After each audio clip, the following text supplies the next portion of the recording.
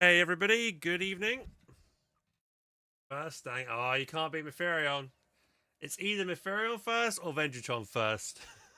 9 times out of 10. How you guys doing? I was incredibly productive yesterday.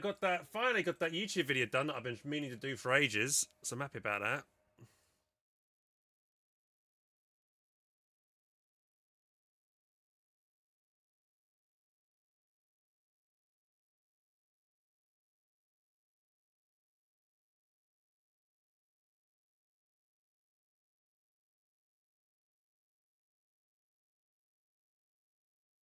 So, guys,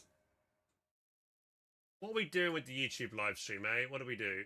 What do we think?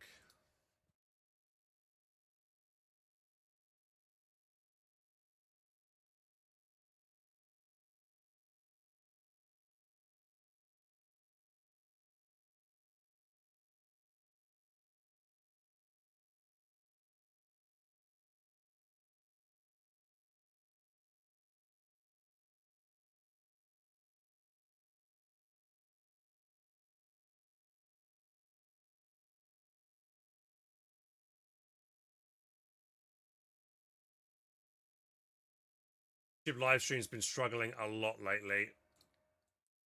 Hardly. I want to try and see. I'm thinking what I might do is I might try something different.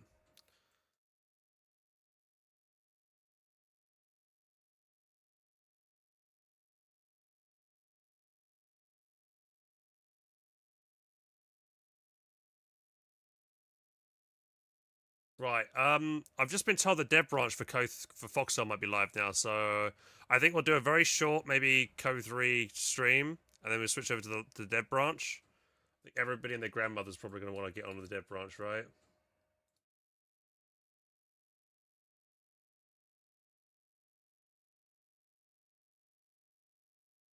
What do we think?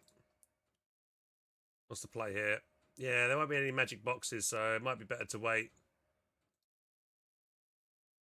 We just continue with our usual content today. Hey, Dizzy Kamal. Hi, anybody? What's going on? Right, let me make sure we got live. We got live on the TikToks, the YouTube. Have I made that unlisted? Is unlisted. Need to fix that real quick. There we go. Public. Done. Save. And go live. Yeah, we'll wait. Everyone. Yeah, we'll wait for people to make the facility stuff.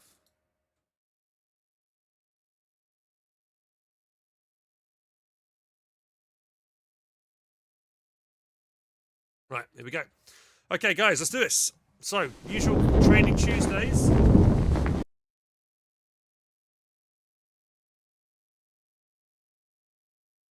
Would you prefer Code 2 maybe with OKW? I mean, if you guys have got replays for Company Heroes 2 you want me to give feedback on, I'm happy to do that as well, lads.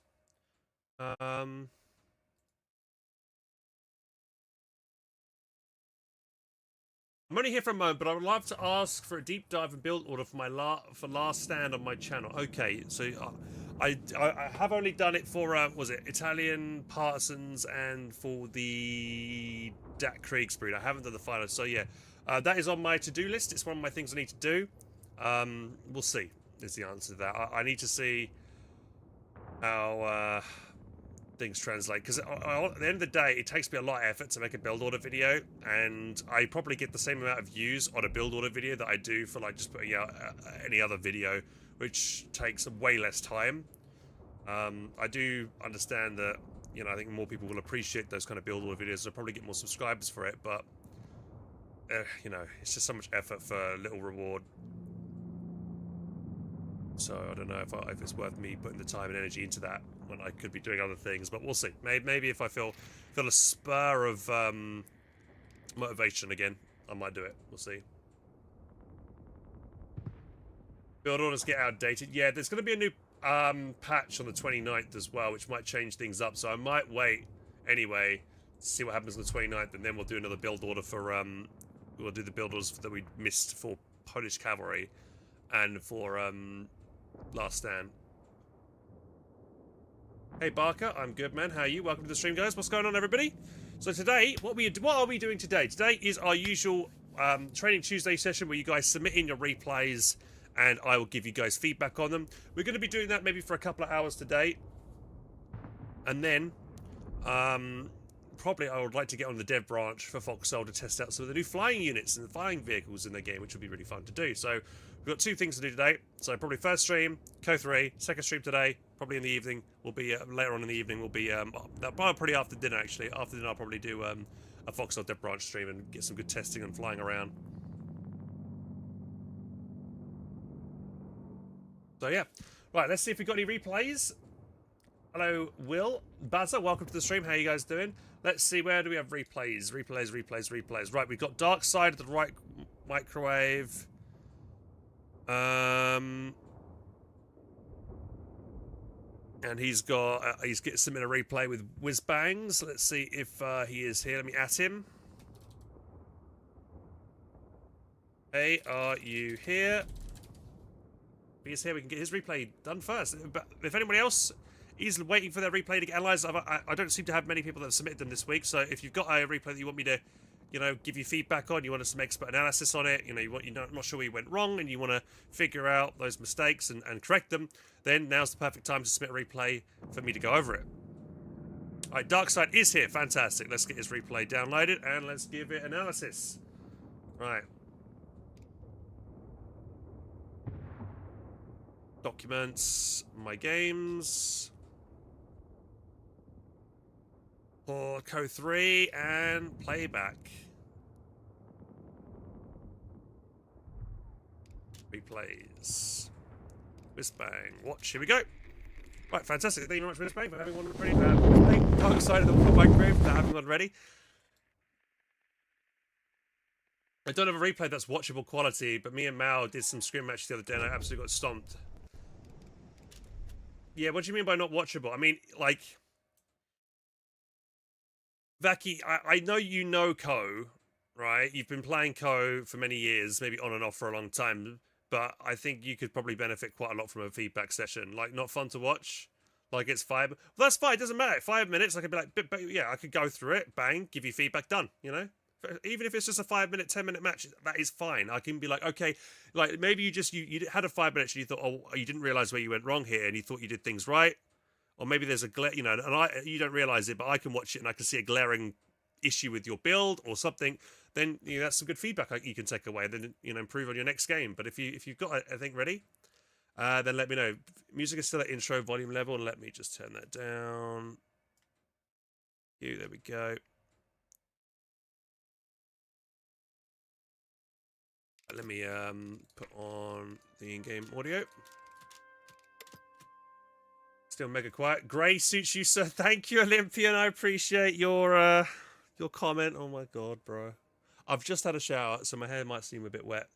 You can see all my grey hairs, which is great. Hey, if I put this light on, there you go. Grey suits me. Great. Oh, love that comment.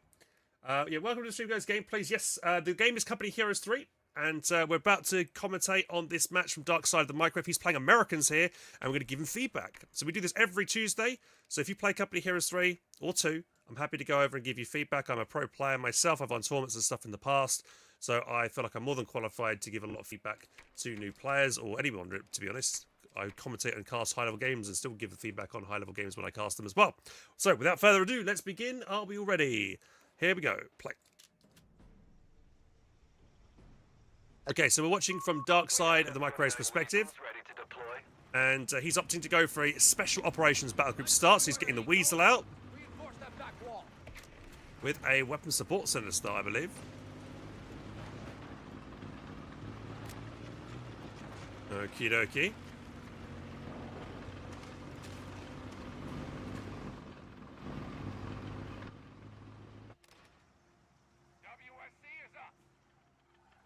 Capping on the edge of the point, which is good start. You always want to be capping on the edge of the territory so you're then ready to move on as soon as you finish capturing it. A lot of people will just cap on the centre of the point, which is not what you want to do. You want to always capture on the edge. So as soon as you're done, bang, you're off to go again to capture the next point. Probably fast forward just a little bit just to get into the meat of the game here. M29 Weasel awaiting deployment. Oh, my MD software is telling me it's available. I do know that. I'd like to see a bit more. I guess you're waiting for the the weasel to get his machine gun, but as soon as it's got the machine gun, yeah, be a bit more aggressive. Maybe get the scout in this building over here. Get vision over the central area would be important here. You're being a little bit passive right now. I'd like to see a bit more movement here. This is also here. This weasel. Now you've got the one guy that was out of cover here, right? But now he's in cover against you. The weasel should be going around to this angle here and shooting from this angle to there, so you're getting more hit, more shots on target.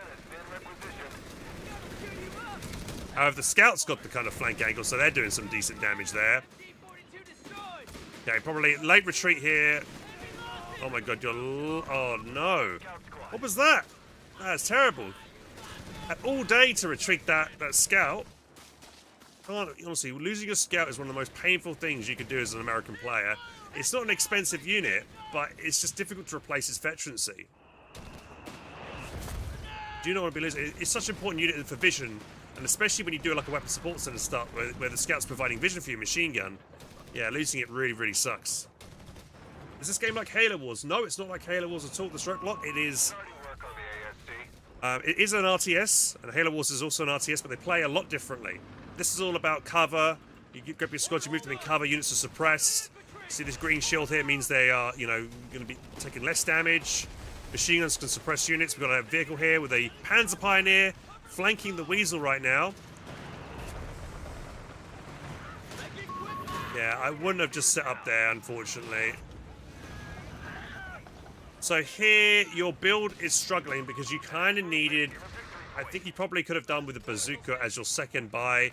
Potentially, to stop a 250 dive here that you received just then. Because you've just, had probably a really crap start to the game just now.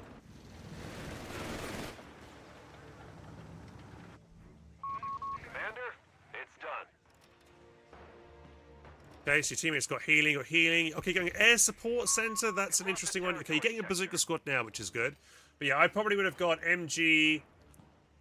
I mean, if your Weasel hadn't been so low, maybe you could have gotten away with going a double MG start here. But I feel like, yeah, probably the bazooka squad. Maybe if you sat it into the building here, it could have scared away the 250 if it got close. But yeah, not a great start from you, unfortunately. But I mean, you lost a scout, and territory control for you is pretty solid. Hey, Croc, how you doing, buddy? What's going on, man? Do I want to know a fun fact? Oh, look, here we go. There we go. Maybe it was under that scope was stuck there against the hedge. That's why I couldn't retreat. But that right there. Von Ivan is streaming. Yeah, I raided him the other day. It was great to see that Von's back. It's huge that Von Ivan is back. Maybe I'll reach out to him and see if he wants to do some 2v2s or something. Could be fun. He fancies doing that. Von didn't normally do 2s though. He normally just stuck with playing 1v1 games.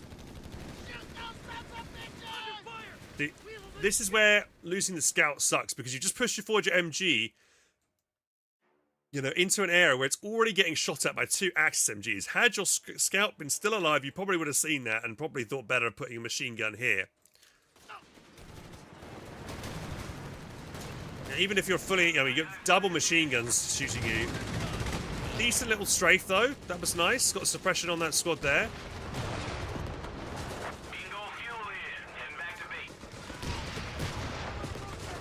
Probably pop away the sweeper while pushing in to get full firepower on your squad. Don't need the sweeper.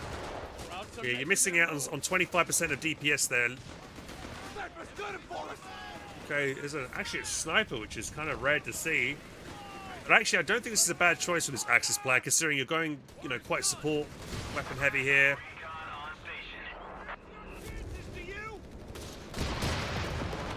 Yeah. For me, I feel like a rifleman start is better than this. Because, you're playing so passive and sat back, and you want to be aggressive, and you can't really be aggressive in this instance. And if you could potentially drop a Jeep, with a Jeep or a Weasel, you can still drop a machine gun if you need it, and if that's what you wanted.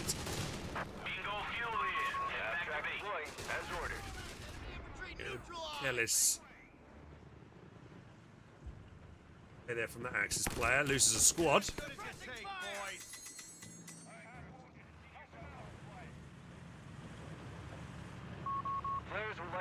Flyboy, no, you can submit any type of replay, it's up to you.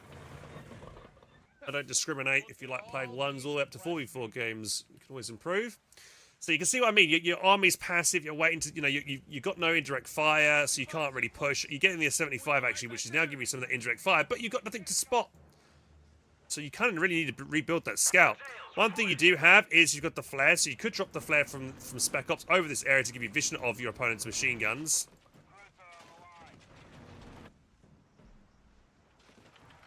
There's a bunker that's gone up here, so you could try and start bombarding that with your AT half-track. There we go, right. So we've got a target here.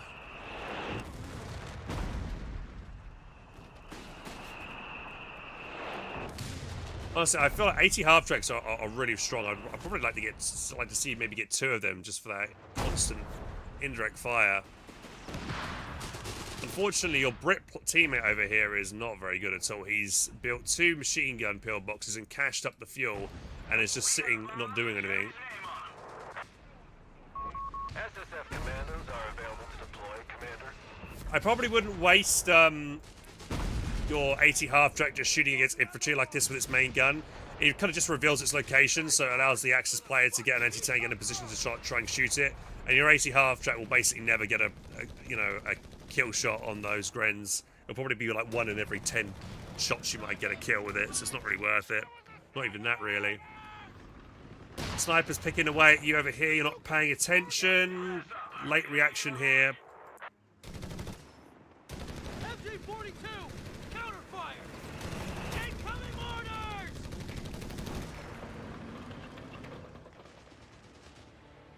So yeah, you could drop yourself a mortar actually with this this weasel right now. To help with your indirect fire. You could use the mortar to smoke as well, so you can get the VP control. I do feel like you're going for some SSF. Now, you do need a mainline infantry kind of squad here, but unfortunately this squad is such an expensive squad to reinforce and also purchase just straight off the bat. But I wouldn't, I don't think it's a bad idea just to back tech and get a couple of rifles out anyway.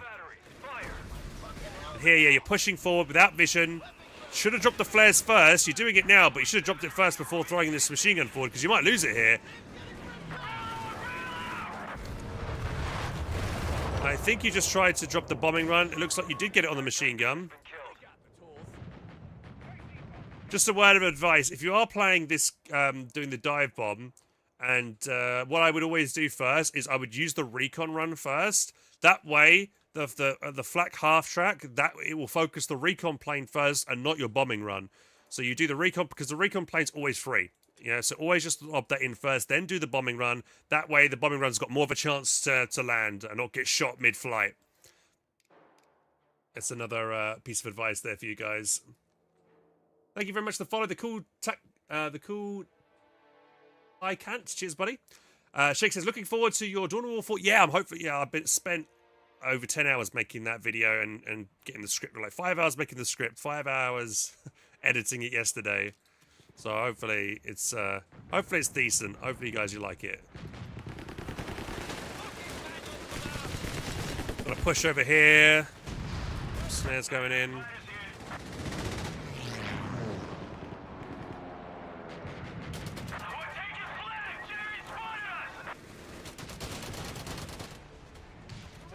Yeah, you need a mortar to smoke the shore here. That's one big thing you're lacking at the moment.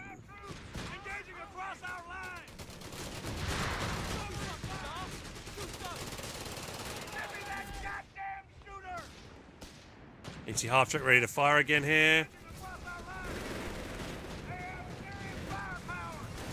This is risky jumping in there. You're outnumbered. Not sure why you're not getting the weasel involved. This machine gun's sat far too back now as well. Oh well, this guy's not going to focus the sniper down. What a misplay from that guy. He's just killing the sniper. He almost got hit massively by that grenade as well, and he didn't bother to focus it down. AT half-track should be focusing onto the Werble here. You need to be focusing on it because he's just chased down and wiped one of your teammates' units here. Don't get close with the AT half-track. The Werble will mess you up. Use the Werble's range. Use the AT half-track's range here to combat the Werble. So that's terrible play there. The AT half-track has the range to snipe. Yeah, not paying attention here. Players ready to Lots of losses here, which were very needless. So 80 half-track, make sure you treat it as a sniper unit, right? You don't have snipers right on the front line. You have something in front of them to screen for it. Or you fire at max range where it does the best. So fire at max range, you'll do well there. Yeah, no, you've just kind of lost half your army there, sadly. And you've not prioritized trying to pick up your machine gun either here, which is a big mistake. Let's fast forward it a little bit. One thing you should have tried to prioritize this game is drop the bombing run on the med bunker here.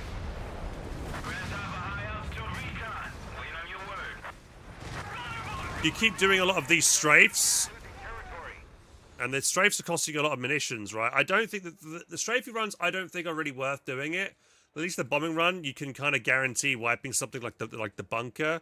I would use the strafing run like maybe kind of defensively or in conjunction with a push. Don't just throw it down like that without having like a follow through, which you didn't really have then, so it's kind of a waste.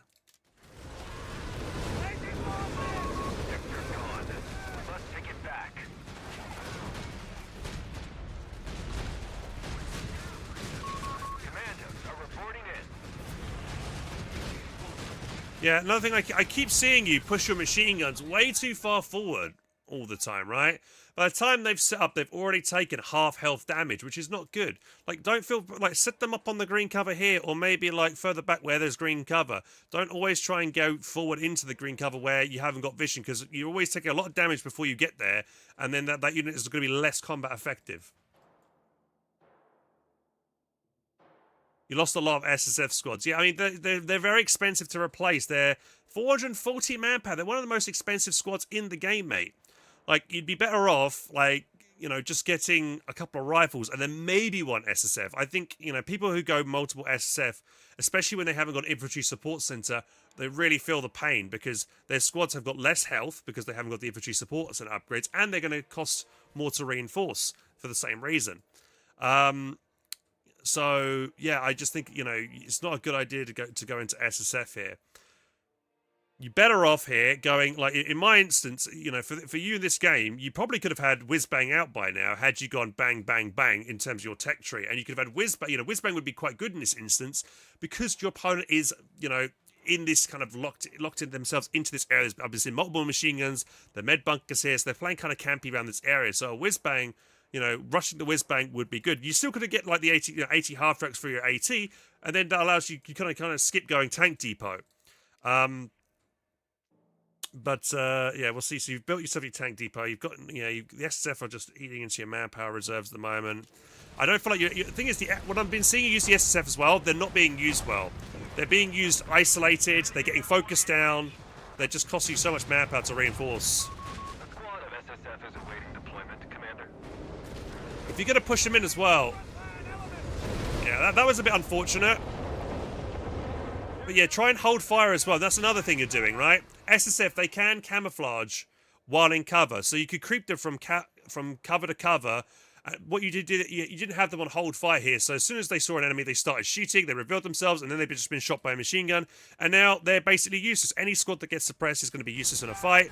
Maybe you'll get the decap here, but you've lost 2 guys already. 3 guys have gone down. 4 guys have gone down. And what did you do with that squad? You've just got the decap, right? So we'll look back at base when that squad comes back to the base now. We'll run back to base here. Right, we'll click on the squad. That's 33 manpower, right? That's insane. Right? That's over 120 manpower on reinforcement costs, right? That was a 3-man squad. So that's, yeah, 90, yeah, so 93, so no, sorry, 99 manpower for three models to reinforce. Or over 120 for 4. That's so much. That's so expensive, dude. And all, you know, a rifleman could do the exact same thing that you just did, and, you know, would have been cheaper to reinforce. You want to be using these guys, you know, effectively, like in ambush tactics. Have them hidden, wait for a good opportunity on hold fire, wait for the sniper to reveal itself, then get them to smash the sniper with their machine guns, or have them sneak around the side, or maybe put down a demolition charge. You know, they're about kind of like hit and run type units, right? You don't kind of use them as mainline, like you are doing right now, sadly.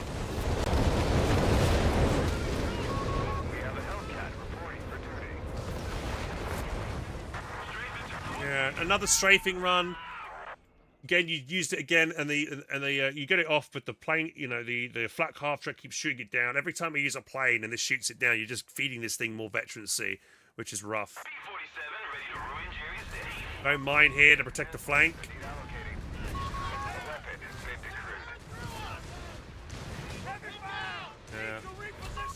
It's 3 more men to reinforce. It's again another 99 manpower to reinforce.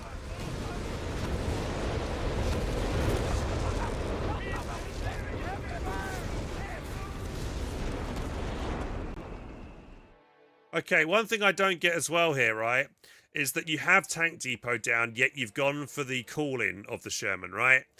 Like, you either do one or the other. If you want to just call in the Sherman, you don't build the Tank Depot, right? You don't go for the call-in and build the Tank Depot. It just doesn't make any sense. Because if you do, because the way you've done that is you kind of wasted some command points that could have gone into other command, another ability on the right-hand side here. You could have gone for assault operations or maybe air resupply. That could have been quite nice.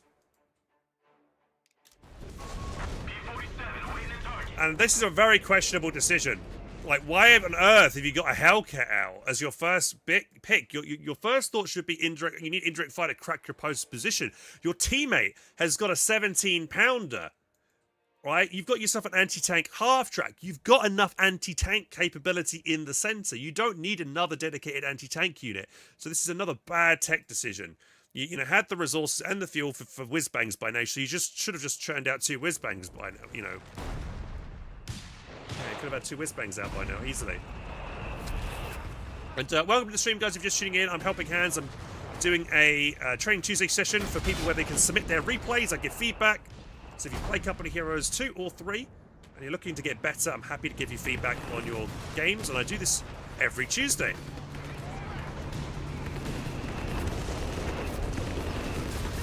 Massive blobbing here. Good whiz-bang shot here. That's good. Nice. Good hits. Yeah, perfect use of your whiz-bang. Instantly vet 2 and 15 kills on it. Well, you didn't move back your 80 half-track and lost that, sadly.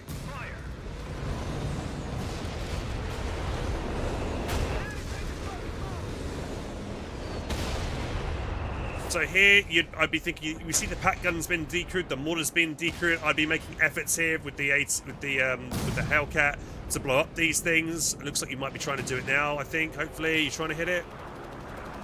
Yeah, you are good.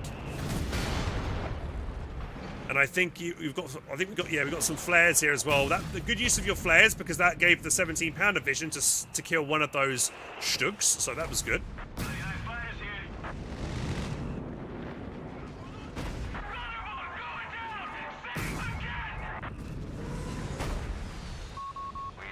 Not sure why you've got all you guys sat at base, though. This is bad. Don't need everybody sat here. Be aggressive. No. Yeah, good job, though, taking out the enemy support weapons where you see there's a machine gun over there you might have noticed, so take that out as well. You've got the ability to do the rocket barrage, so I'd be coming over here and starting barrage maybe this position to try and hit the mortar and the med bunker next.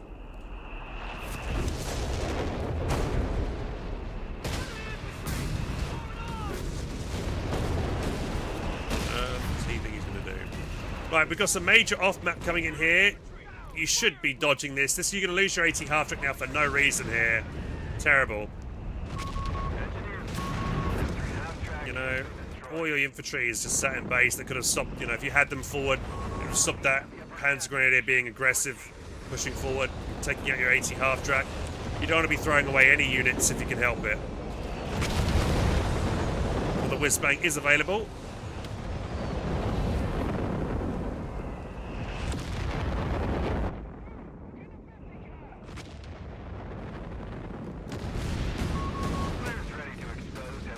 Okay, now the 17-pounder is dead. It does make sense, especially now there's a Tiger on field. It does make sense maybe to get another Hellcat.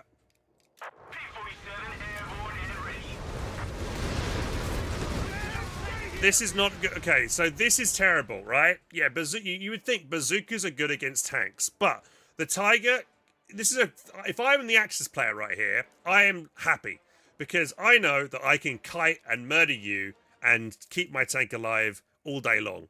I'm just going to stay at max range, keep plinking off shots, keep doing some serious damage to these guys. You might manage to get it down to 50% health, but then I'm just going to back it up, and then infantry is going to come forward and screen the tiger so you can't chase and finish it off. And then all that's happened then is my tigers gained a lot of veterancy. You've bled a ton of manpower because you have to reinforce those guys, or you lose those guys.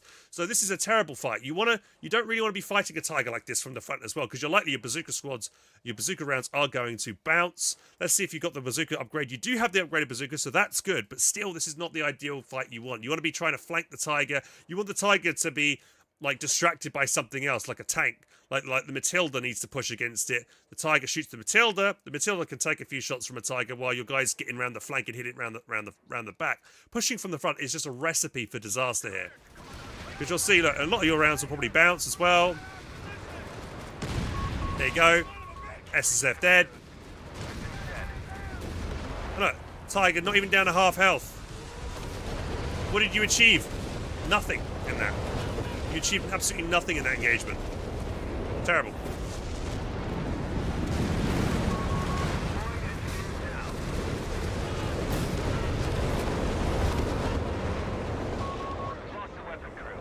So yeah, maybe you get your Hellcats to go around the side here and shoot the tiger in the side. The tiger's pushing from the front around the VP, so you can just try and come from the side. Good flare, but do you have a follow-through for this? I still have yet to see you use the dive bomb onto the med bunker. This med bunker has been alive the entire game. You should have dropped the dive bomb on this ages ago. He hasn't got improved bunkers either. Like if your coastals, 2 dive bombs on it wouldn't be enough to kill it, right? But if he's picked anything else, it won't be that durable. So the dive bomb would one-shot this med bunker had you done it. Good whiz-bang barrage.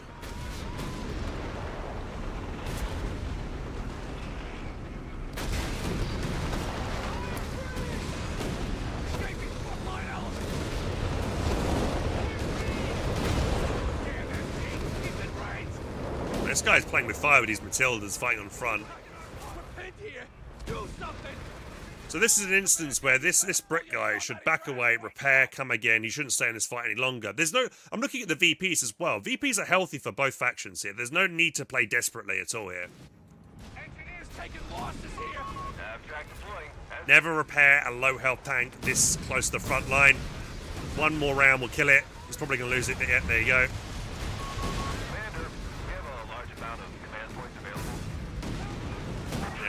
Don't use Matildas against the Panther. Panther eats Matildas.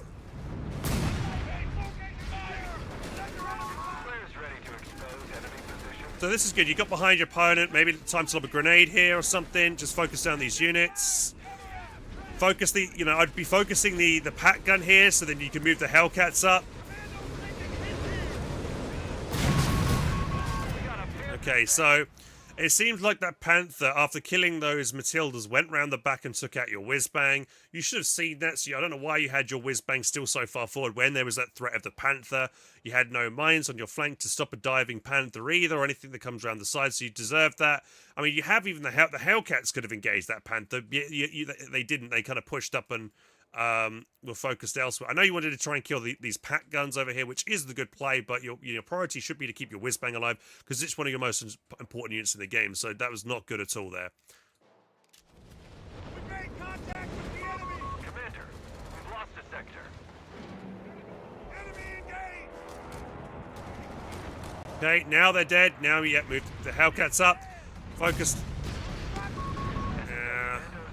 Actually, that tiger is still low enough that you might be able to risk diving it with 2 Hellcats, actually, but...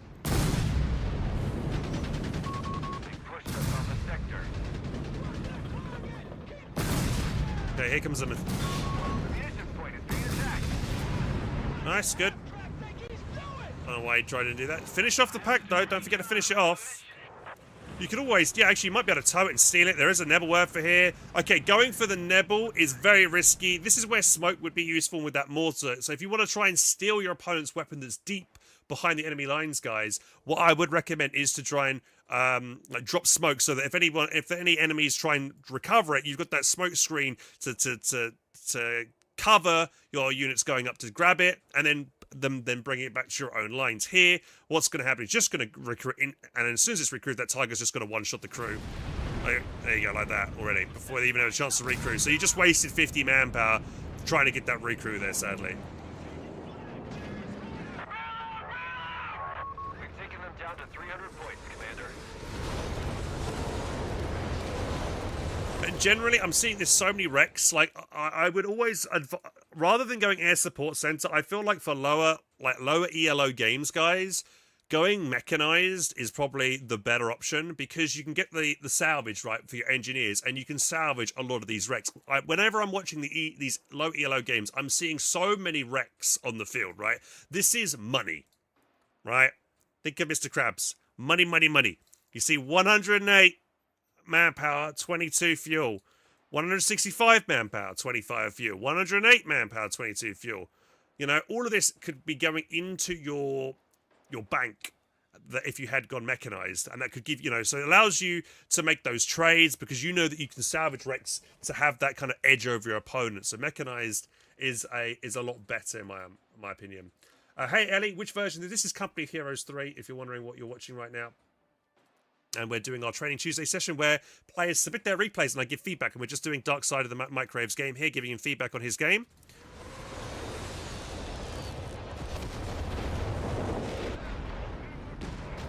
So I'm looking over here, I'm seeing multiple anti-tank guns kind of close together. I would be thinking it'd be a good target for your whiz-bang to go over and fight. So I'm thinking maybe you've got tunnel vision here, you're just focusing on your lane, but if you can feel like you can help your teammate, especially when you've got a really crucial unit like the whiz-bang, bring it over here to help your teammate to take out all these anti-tank guns would give your teammate a huge helping hand. Bend it. The enemy has taken territory. Sherman Whiz-Bang away to Seven sector.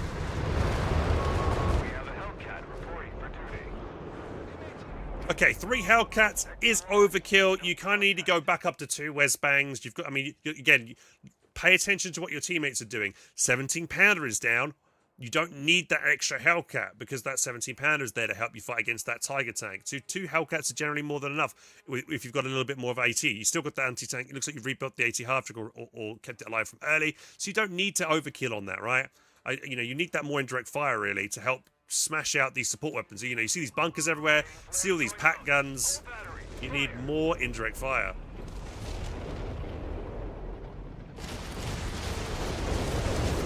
Great. That's perfect. Absolutely perfect. Yeah. You flared, and then you used the whiz-bang and smashed out the pack guns. That's perfect. It's exactly how you should be using the whiz-bangs. That's beautiful. Now's the time. Now's the time to follow through. You could have been a bit quicker with this. To be fair, like your Hellcats are only now coming in. Your Hellcats should have been pushing in on this as the whiz-bang was firing to kind of maximize the potential, because now he's lost his AT guns. He's going to run away with all his armor. But had you been ready to go and pounce, you probably would have maybe able to take out this Panzer III, maybe the flak as well here. But you're still not committing. Why are you not committing? Okay, that's insane.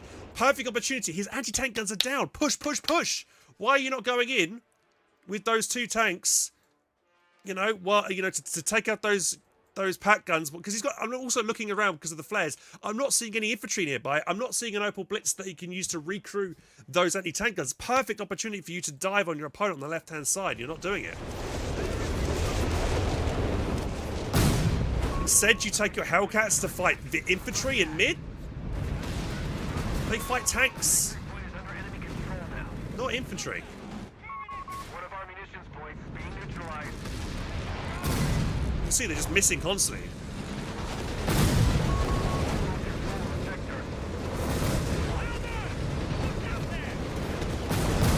You're blocking your teammate's archer from reversing here.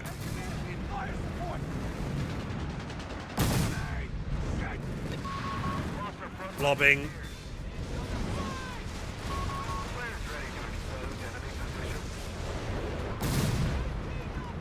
Looks like you lost your whiz-bang once again. You had it on its own. You had no vision of this area. Again, no mines. Nothing over here either. So no surprise you lose it, because your flank is exposed.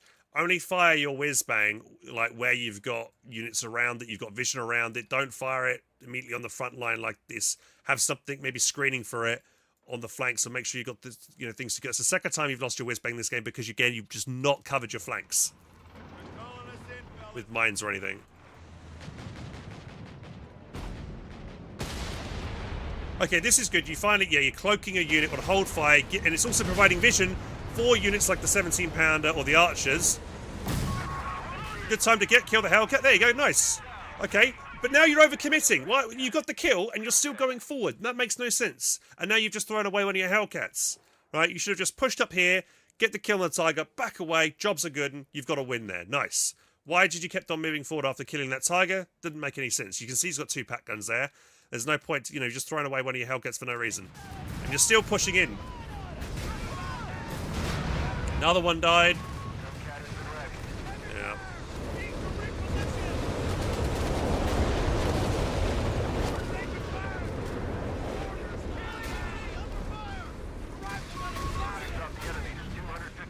Not a bad little use of just still a pack gun. You managed to get a martyr because you stole that and turned it on your opponent, even though you lost it.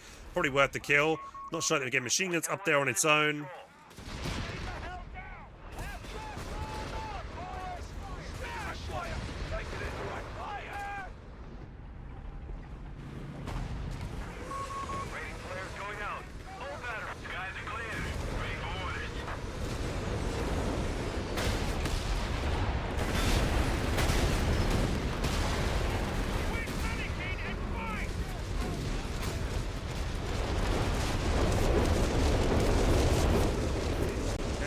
Bad whiz bang, just unfortunately get the D crew there.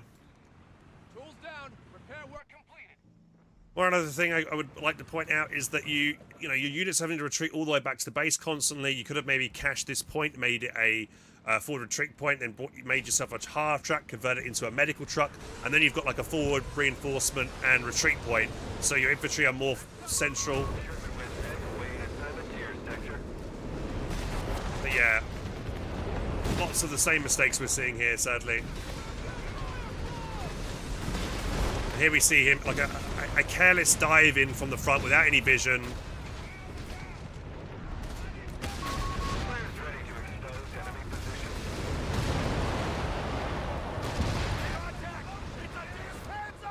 Yeah.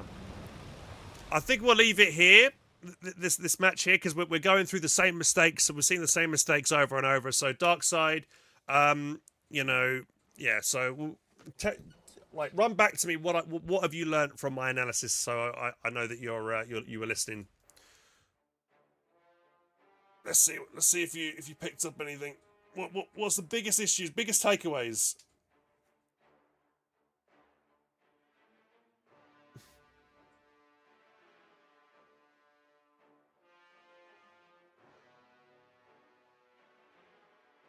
And salvage cost 125 man per 50. Yeah, it's really cheap to buy the salvage from mechanized. You'll honestly, it'll pay for itself within like the first thing you salvage.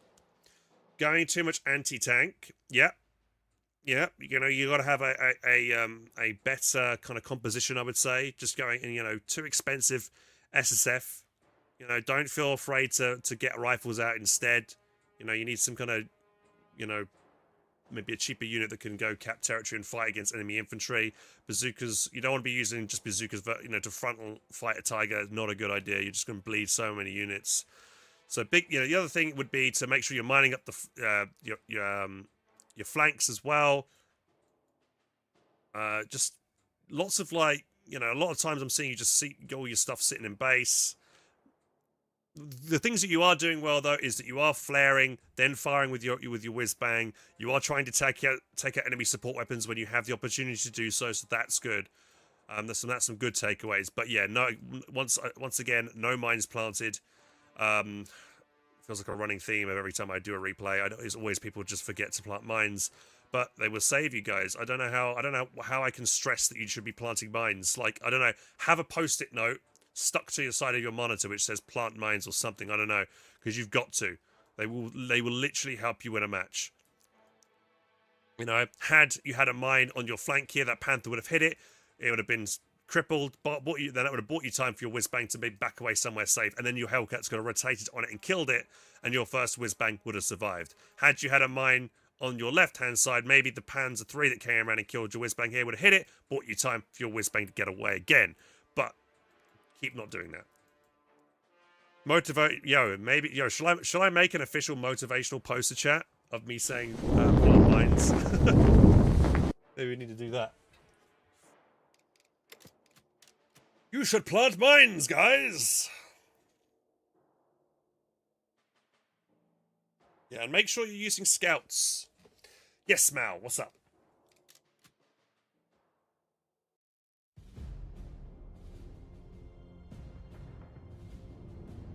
You have my attention.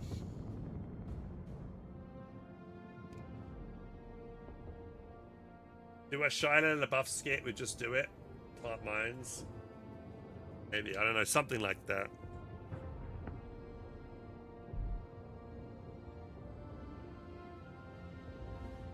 Right, do we have any more replays submitted? We do. We have Elco. Elco's got one.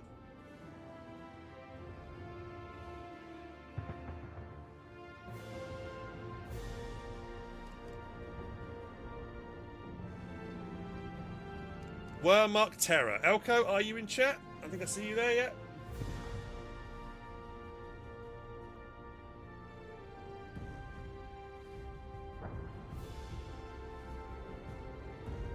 Right.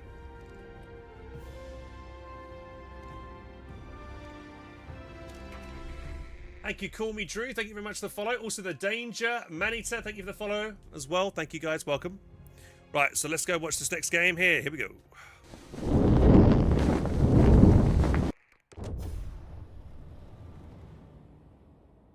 Right. So, we're just going to watch from Elco's point of view. We're on Red Bull. Right, so he's wanting a build order for going Terror, it says here. So, okay. So I haven't really been picking Terror much lately because I'm not a massive fan of it. But if I was going to pick Terror, I would definitely get myself a machine gun early and utilize and try and put the 1 CP into the camouflage machine gun, because you can use that to good effect to surprise enemy infantry units and things like that. Or I'd be going for maybe a 221 and getting benefit from the heavy gunnery.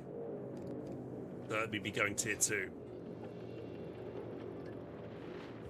MG-42 and crew available.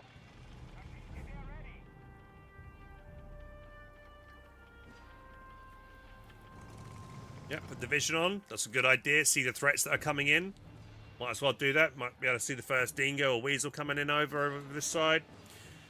Engines warmed up.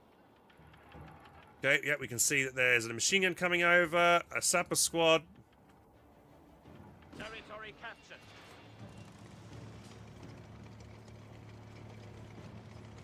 So when I see this early machine gun, I might be thinking about getting myself a mortar. I also maybe want to be putting a mine on Red Bull here early, which looks like you're doing that. Perfect, good, yeah, because you expect your flank to be exposed here. Mortars next to your build, so good, yep. Enemy entanglement.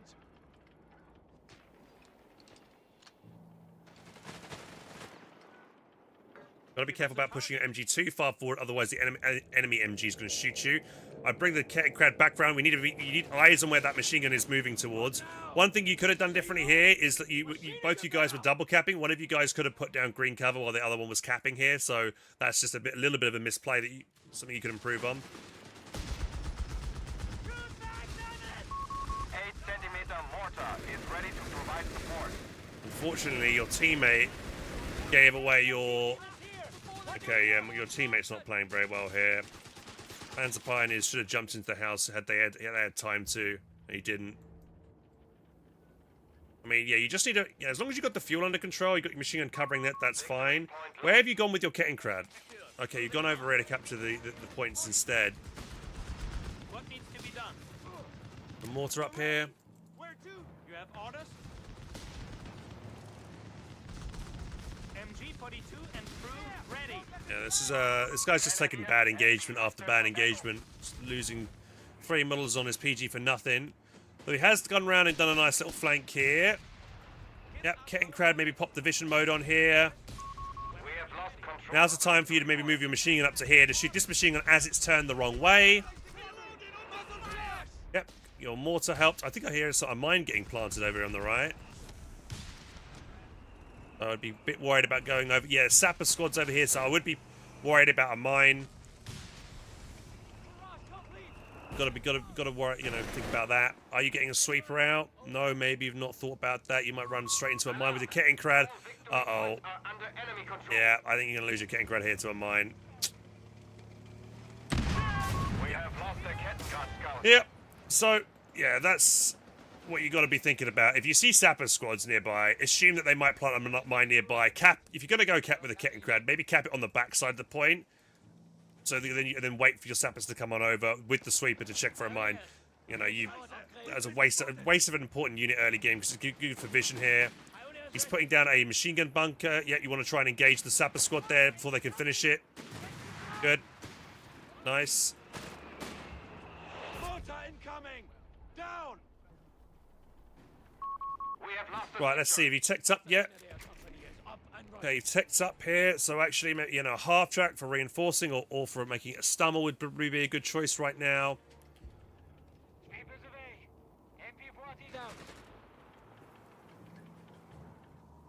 Yeah, you don't want to be too aggressive with those pyres. Already quite low. Having them trying to cap forward is fine. They can retreat safely here. Your machine gun's covering their retreat path, so having these guys forward like that is totally fine. Also, again, I'm seeing 2 more engineer squads, potential for mines being around there because they're engineers. So I'd probably want to rotate this sweep, this pioneer, back around the back here to check to see if there's mines here. We're ready. Chat, you can see an MG there. You might want to back away to the right so you don't get suppressed. He can shoot you from there. He just hasn't got vision on you. So all it would take, though, is for a fresh squad to come forward from him, and then it'll spot you and suppress you. So probably should have backed slightly around the side there, just in case that was going to happen. So, yep, Stummel. Yeah, Stummel is good. You're gonna, you know, especially because we've got the double machine guns from this guy. Actually, one of them got stolen, so that's okay. You know, got the one to worry about at the moment. I would like to see start putting some more mines down. Maybe put down some cover here. So, you know, wiring off while you have a chance. Trying to solidify control of this point with these pyos while you have the chance. So that's what I would be doing. Right now, they're just sitting around doing nothing. So that's time that could be better well spent.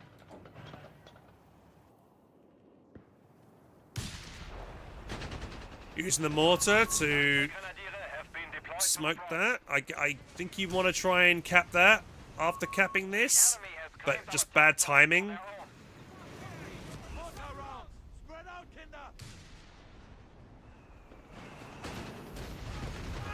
Hey, because there's an MG in that house. Probably get your mortar to bombard the MG in the house there, actually. You need tools! Here we are! One thing I'm concerned about on the right is, let's say a Humber or a Greyhound or something was to show up, or a Stuart. You're not prepared for it at all. You're not put a single mine down. You've got no Grens over here to Faust. You know, you could be in serious trouble over here. So you need to be thinking about that kind of thing and making sure you've got some kind of countermeasures in place. You are getting a pack gun now, but you should have put a mine or 2 down. Or you know, I also think you need a second Gren. You know, 1 Gren maybe over here to cap. The other one over here to Faust if needed against a rushing vehicle. Crew on standby. Don't forget to pop the med kit on your squad. They're out of combat right now. They could be healing up. As soon as they get into another fight, they're going to be dropping. You know, there's one guy on that squad that's got 1 HP.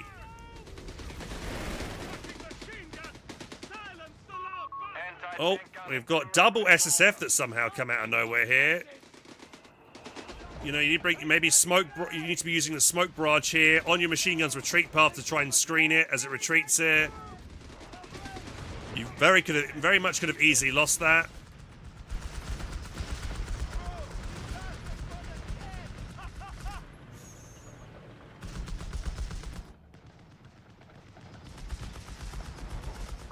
Initiating requisition. I guess, yeah, these Grens were quite low as well. If you should have popped the healing on them. They almost got killed by that half-track flank. Thankfully, your teammate was there to cover for you, but if he wasn't, you probably would have lost that Gren. Probably need a med bunker in your base at the moment. You know, your squads are kind of low, and you know, or at least maybe make a forward med bunker, maybe around here would be good. Territory sector lost.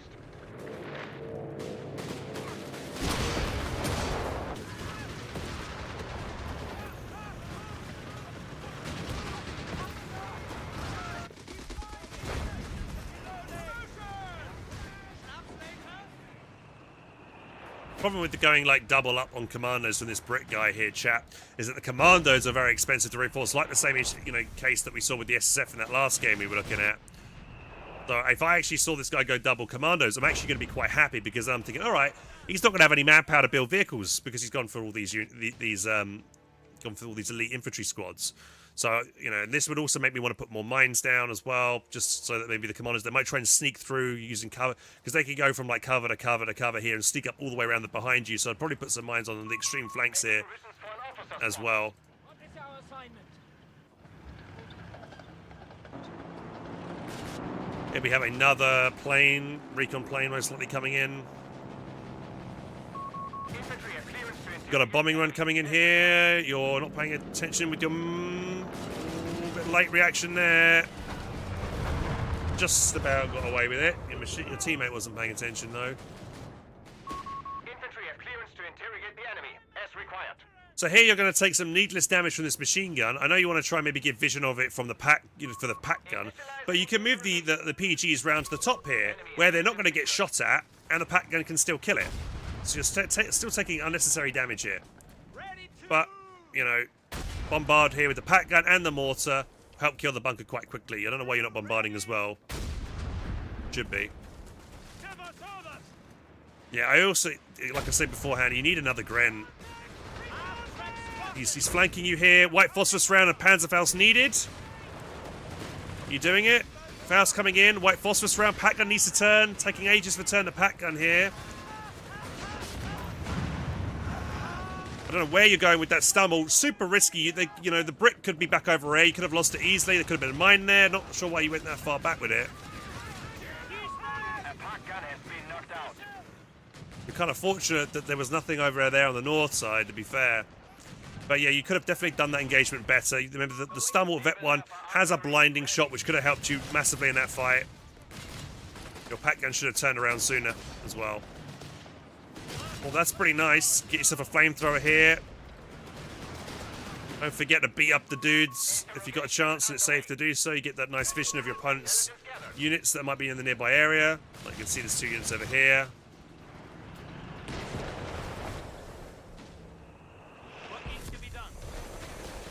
See, it's 5 units now on the right. Yeah, you definitely need some forward healing. These PGs are at half health. You need some kind of med truck or something. Surprised the DAC... Okay, the DAC player does have a med truck. You probably should make it a bit more central, though.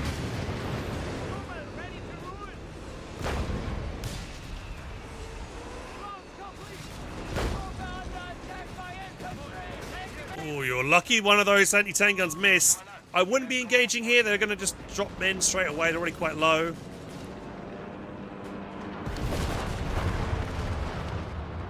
Yeah, that machine gun is needed on that right-hand side against this SSF. And you need, I don't know, maybe it might even be better, a good idea to make yourself another half-track here and convert it to a medical one.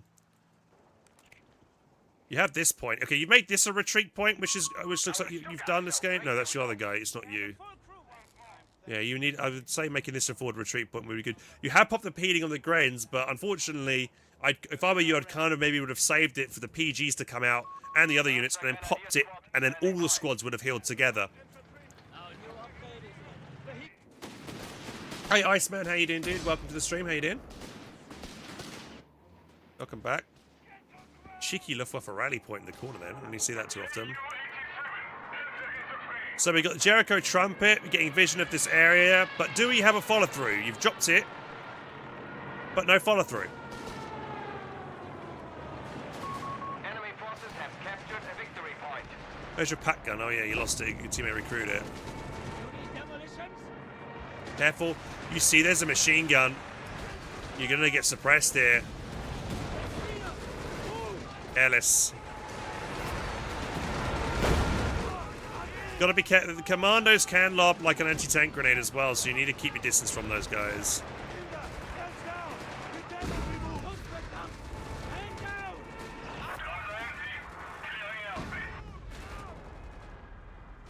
Yeah, it'd be nice if you had your Kettenkrad back, because you need vision of this area. Teammates doing the right thing with the attack ground with the pack. I'm going to try and take up the annoying MG nest here. And if that's you that jumps smoke, that's good, because that allows your PGs to get forward and cap, so that's nice. Good. Give us orders. You still need that healing.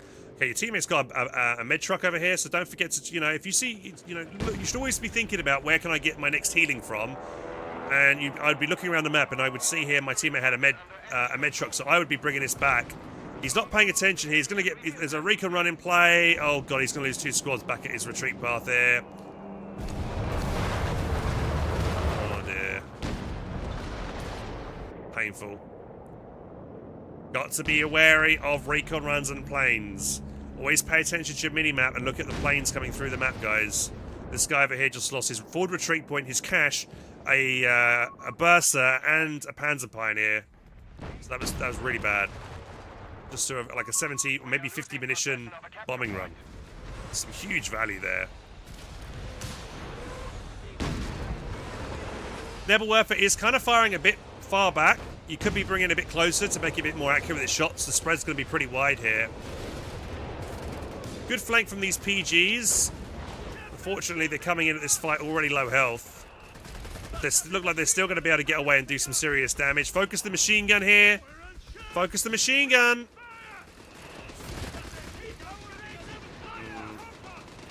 And had those PGs been fully healed up, they could have stayed in that fight for longer, maybe got a bundle grenade off and got the wipe on that machine gun. But again, you've neglected to heal those guys before bringing them into the fight.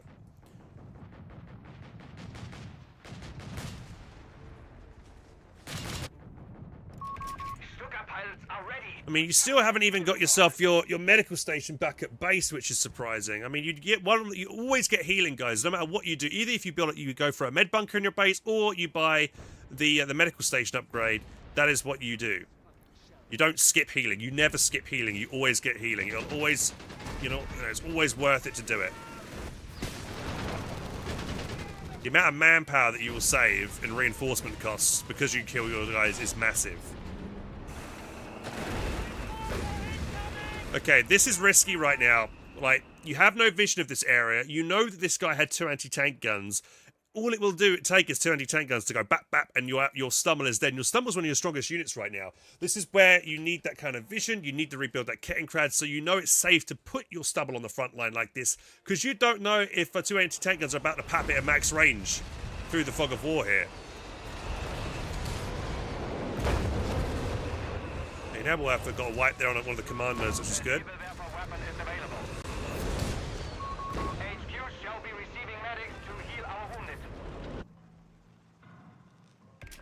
Okay, you're getting healing, but you're going out of the base and not waiting for it. Oh my god, this is my massive pet peeve, Elco, that you're not healing right now. You've got to be looking for healing. This is like one of the worst things you can do.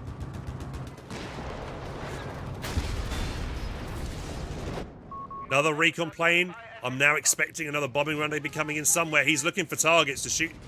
So I'd be repositioning here.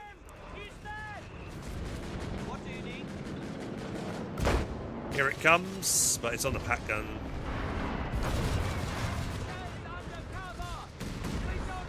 Ooh, he missed.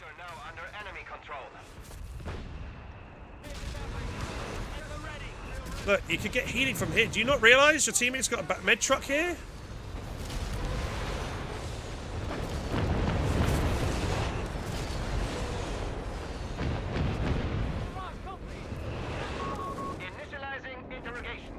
Oh, bro, you're going to take these guys into the front line, man. They're just going to drop, dude. Your nebbling is good. Oh, you're doing that right, at least. Commando's being dropped in on the right. He's going to get the med truck over here because this guy doesn't pay attention to his rear. Seems like both players have forgot about this med truck.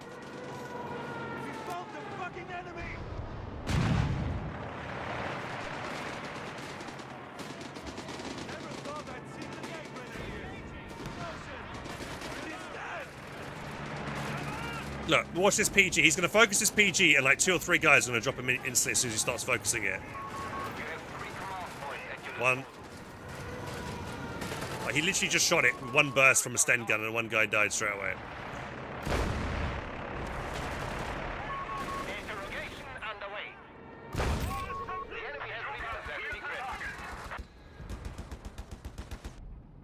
I'd be so paranoid about like a bundle grenade or something like this wiping this whole squad and retreat from this unit as well.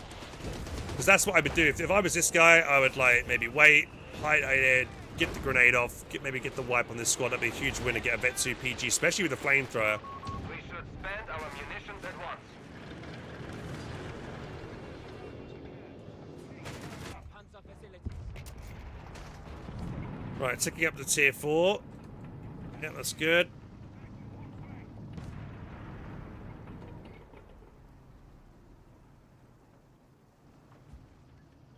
Yeah, I wouldn't.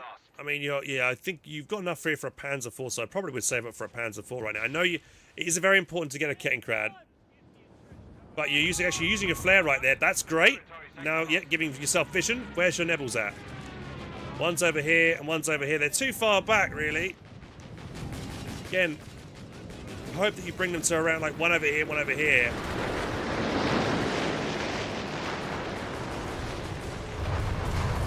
Yeah, firing max range, so not going to be as accurate.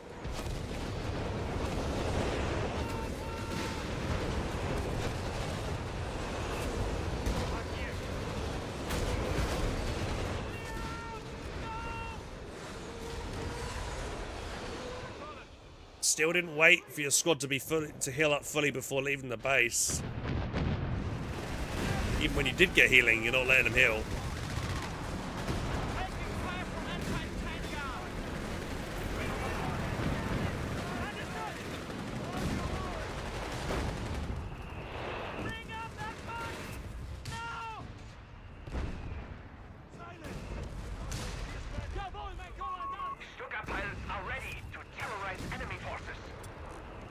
I mean, you've got quite a bit of munitions here, so you could potentially go for a V1. Ask for your teammate to do a recon run. I think he's got Luftwaffe, right? So, where are you dropping this, then? That's not a bad place for the V1, actually. Yep. Almost got the Sherman as well that was on the edge of it. So that was a good use of a V1. You got 2 units there. Also helped, you know, you did enough damage to that Sherman, which allowed this guy to finish it off as well. So good use of a V1.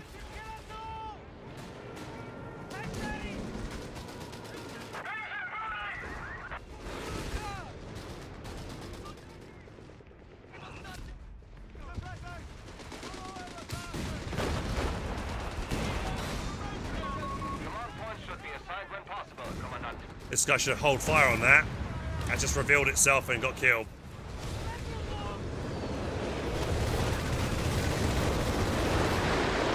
Feels like you're firing both Nebels in the exact same location. So what I would do if I were you, I would fire one Nebel at where he is currently at, and then the second Nebel I would have fired at where he would likely retreat to, like so that you would more likely get the wipe on those anti-tank guns as they were to try and back away. Then seems like you fired them both at the exact same location. You need a mortar crew. Also, I don't like the fact that you got both the Nebels right on top of each other. You know, like if you've been paying attention to this game, you've seen that your opponent has been using bombing runs quite effectively. If you're not paying attention, at one point he could drop a bomb and kill both of these things, which would be huge for the Allied team. We are losing control of a sector. I might have stayed in that fight just a tad longer, actually, just to get one more shot, couple of shots off to try and get the decoy on that pack gun. It's quite a healthy squad still. You got the pack gun covering its retreat, so they're not very unlikely to get wiped by that bulldozer, especially on retreat. The bulldozer is one of the worst units for chasing squads down on retreat. And now, sector overrun. God! What now? Oh.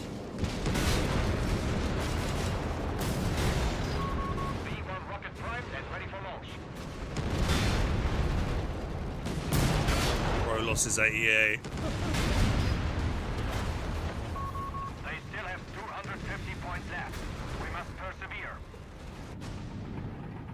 Joe Axis, thank you much for the raid, dude. Cheers, man. Welcome to the stream.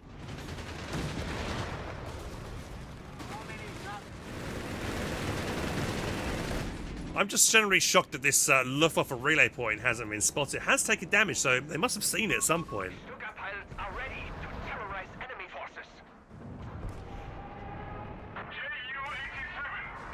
Right, so you got your first P4 out. I would be getting the machine gun camouflage or the heavy gunnery at this point. You got to pick one. You know, you could, that machine gun, Vet 2 machine gun, could have benefited from the camouflage potentially.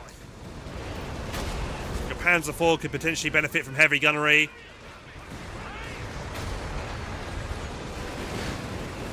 Got to be watching out here. Big artillery landing. Dodge just in the nick of time.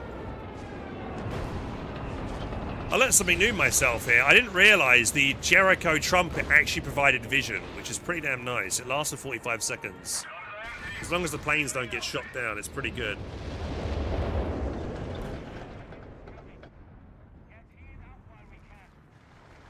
I thought it didn't actually provide vision, that ability, so that's nice to know. Could be another reason to go terror, actually. For another way for vision. Oh, again, lucky the AT guns are missing. You're playing with fire right here.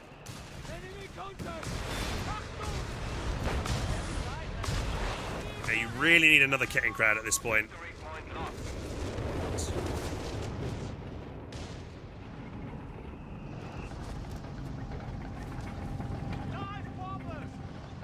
It can spot stealth units as well. What, the Jericho planes? Can it? Oh, it does. It says reveal camouflage units. Yeah, I haven't picked terror for ages, so... Not bad, actually. Initializing interrogation.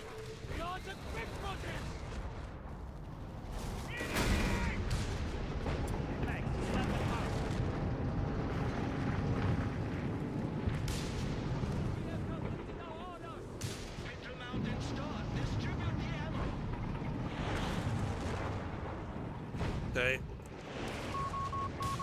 Let's see. So yeah, I'd be pushing for push forward the infantry first. You use the Jericho trumpets, get vision. Then yeah, with artillery, your Nebel's firing as well, and then do a big assault. This is good. This is exactly what I like to see. Combined assault. Perfect. This is exactly what you should be doing. Get vision, drop artillery, force him to displace, push, follow up with the other stuff. Kind of want you to be a bit more aggressive though with the P4s. But that, you know, you had the right idea there. That was good.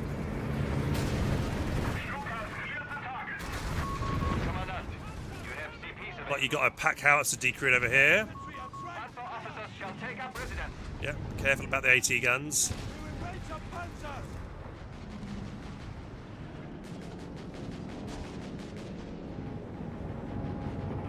Remember, your Stummel and your mortar can be dropping smoke to screen your Panzer IVs if you want to maybe dive those anti-tank guns. There's a tunnel here, I just saw for a split second. Get it? No, not sure there.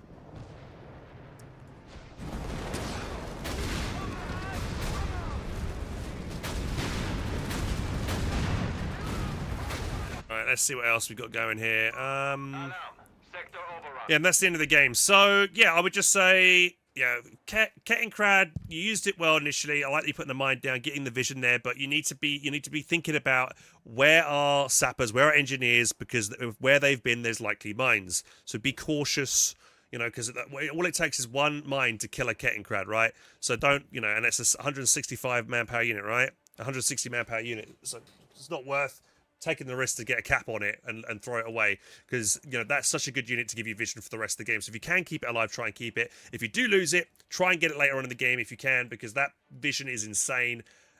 Insanely strong as well for you to keep bombarding with the Nebels. I know you were using the Jericho trumpet for vision, which was great, but you could get free vision with the Kettenkrad. Also healing. Your main issue here is healing, Elco. Please, for the love of fucking God, get yourself healing and don't skip it. You know, you need to get either med bunker up forward, or healing in the base, or making sure you're popping the healing on your Grens more effective. That's why I say it was a good idea to get a second Gren, because you've got two Grens, you've got two pops of the med kits that you can do every so often to keep your guys healed up on the front line. If you're not doing that, get yourself even a half trick out and convert it over to a medical half trick to get that healing, because it keeps you in the field, keeps you fighting, you know, because these PGs, like these ones, were so low in like for the longest time, and every time they fought, they were only able to fight for a split second and they were off the field again because they're likely to get killed, right? So just heal them up, and then you'll be a lot more combat effective, and you'll be saving yourself so much manpower in reinforcement costs that you can go in to spend other things like caches, other vehicles, whatever have you, right? But you did well with the Nebels, with giving yourself vision with the Jericho trumpets, decent combined arms.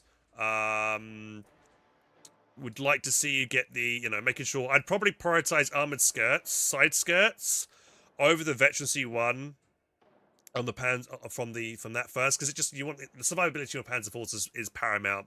Veterancy I think is second, so I would generally get the side skirts before getting the veterancy one, because if they're dead, it doesn't matter if they're vet one or not, right? They'll be dead. So yeah, that's what I'd get.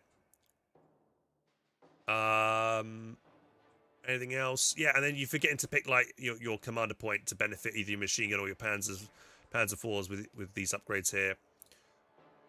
And good V1, like you use your V1. And potentially, more mines as well. You put the one mine here that didn't get triggered the entire game, but it was a good mine location. But I'd like to see you put a couple more, especially with these commandos dropping in around the backs and stuff. A couple mines scattered in key locations, like here, one over here, maybe one here or here, kind of thing would have been good. All right, let's move on. Okay, let's go players. Thanks for watching. If you've been tuning in, guys, welcome to the stream. I see we've got Bowser, Jensis, and Matt watching on the TikTok. So thank you guys for tuning on TikTok. If you guys got replays yourselves and want to submit them and get feedback, I'm more than happy to do it. For your information, Foxhole Dev Branch is online and patch notes have been posted. Oh yeah, right. We'll be looking at that. We're doing a deep dive in that soon. Yeah, we'll definitely be doing the Foxhole Dev stream and everything later on tonight.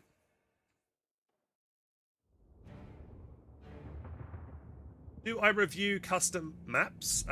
Actually, I have done so in the past. So yeah, I did try and join the World Builders Discord, and I said I was going to give feedback on maps and stuff in there. I was just waiting to. I think I was waiting to find out what was going on with that. But yeah, I do. I have reviewed maps in the past. I give feedback. I talk about potential balance issues on that map kind of thing, and potential problems. So yeah, I'm happy to give feedback to maps as well.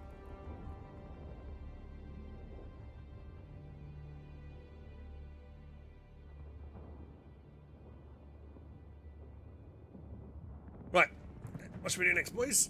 Okay, so let's see if we've got any other replay. Anyone submitted another replay here? Let's have a little look-see. Do we have any? Yep, we have. We've got Vaky's got one. Right, let's do Vaky's one. Vaky, are you here? Second out of screen matches with Mal. I feel like I can complete early game. Map patrol. Right. Sure, type of healing I should prioritize. Sure, yep, let's do it. Do Vaky next.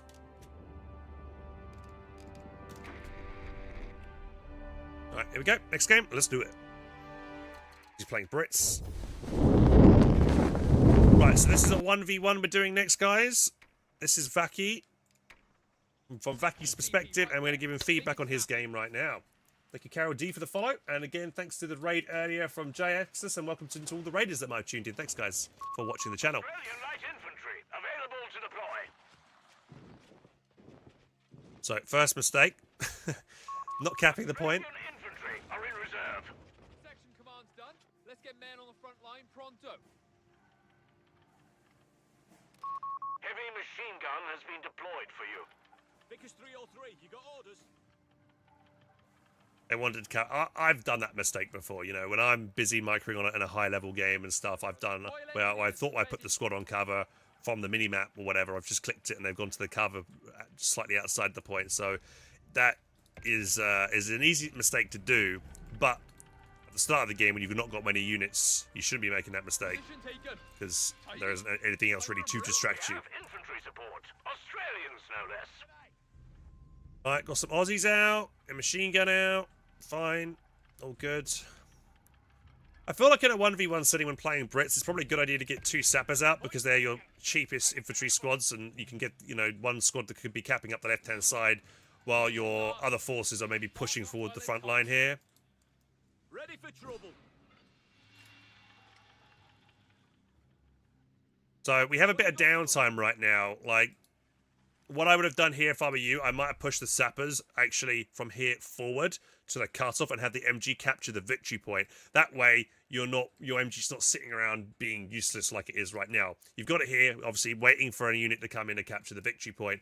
But he might not. He might just go around the left. He might go around the right, and the MG's just wasted time. And then you're going to fall behind because your opponent's capturing territory while one of your squads is not.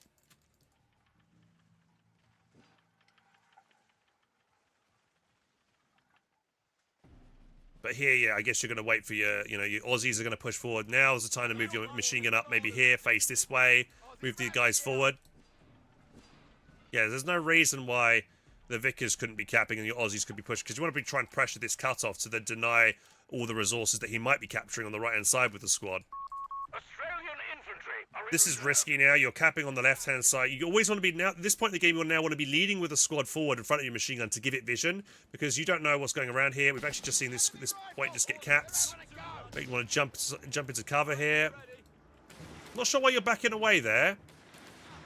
Not needed to back away. Now you're kind of letting him have the VP for nothing. You could have just jumped into cover and that would have been fine.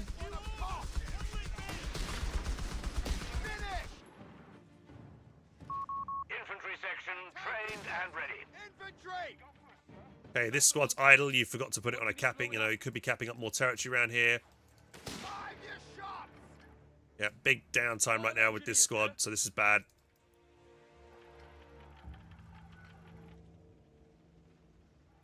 The point's taken, and we're all... Idleness cost you in these games. That was a little too easy, eh? Now, I'd rather a cheaper sapper squad to be capturing up this. This is more of an expensive squad, so I kind of want this squad pushing and being aggressive, not back capping. Stack 'em! Diggy's out! It's captured! We're roaring to go! Recce package incoming! You remember the drills?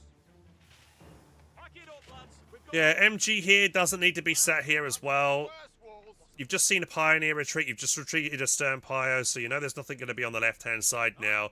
So you want to be transitioning your machine gun maybe over to the cutoff with support from your unit. Like this section should be maybe over here with this Aussie squad to this point.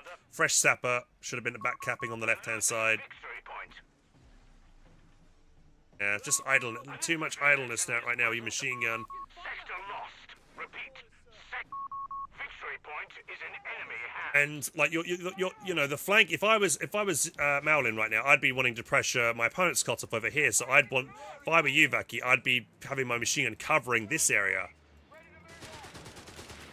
You have your Aussies over here giving you vision for this area, so you know there's no immediate threat coming in from this zone right now. Anti-tank grenades are now available. Outside! No questions! No! Oh, they've got a soddy span down! Yeah, you don't need to retreat here. You could just hide behind there, but you've taken a bit of damage there.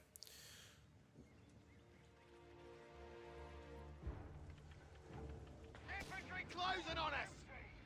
Jump straight into cover again. Green cover here. Victory point is I mean, that's an even fight. You might have been able to win that. I don't know why you ran away there. That squad was quite low health. You could have potentially won that, so...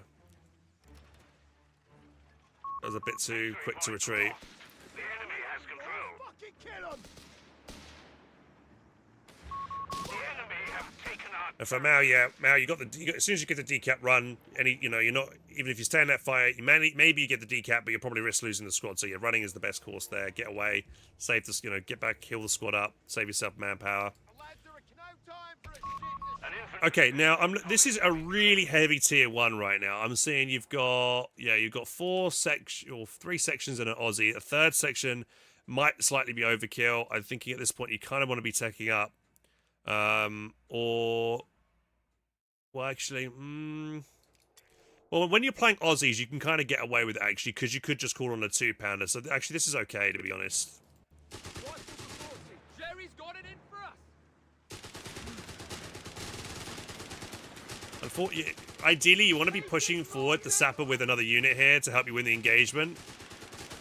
Because you're going to probably lose this engagement. Driver! Because the sappers were already taking a lot of damage on their way to get close to pushing with other units together here to help win the fight rather than take solo engagements. Seems like you've rallied this squad over to here and forgot about the fact that you had your rally point over there. So that squad's not doing well over there at all. this point, I'd be thinking about getting healing as well on the base. This squad's down about half health. I would like. You've seen the MG look that way, right? So that gave you a good opportunity to go through the hedgerow here and start capturing his cutoff. That's going to force his MG maybe to turn back and move your. And then you could also move your Vickers up to the VP here as his machine gun was pointing down that way. So you had a good opportunity there to push up a bit quicker with these other squads, which you've kind of neglected to do.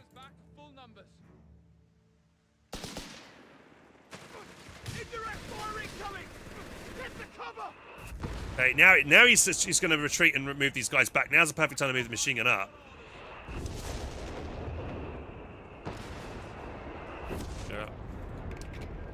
Again, massive amount of idleness still with a lot of your units.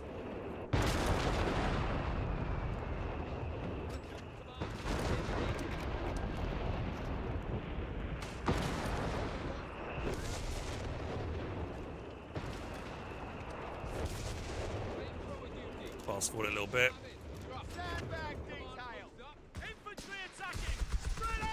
Yep, that's good. Now using smoke to blind the MG. That's a good idea. Risky pushing this. You're leading with already a low health squad here. You know the Sturms are over here. They could circle around and get the retreat path of this unit. So that is risky being so aggressive with this squad right now.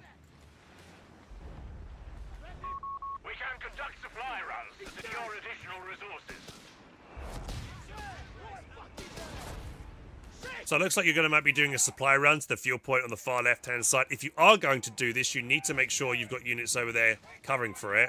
Or you're just going to go for that one. That's not going to give you that much bank, sadly, but...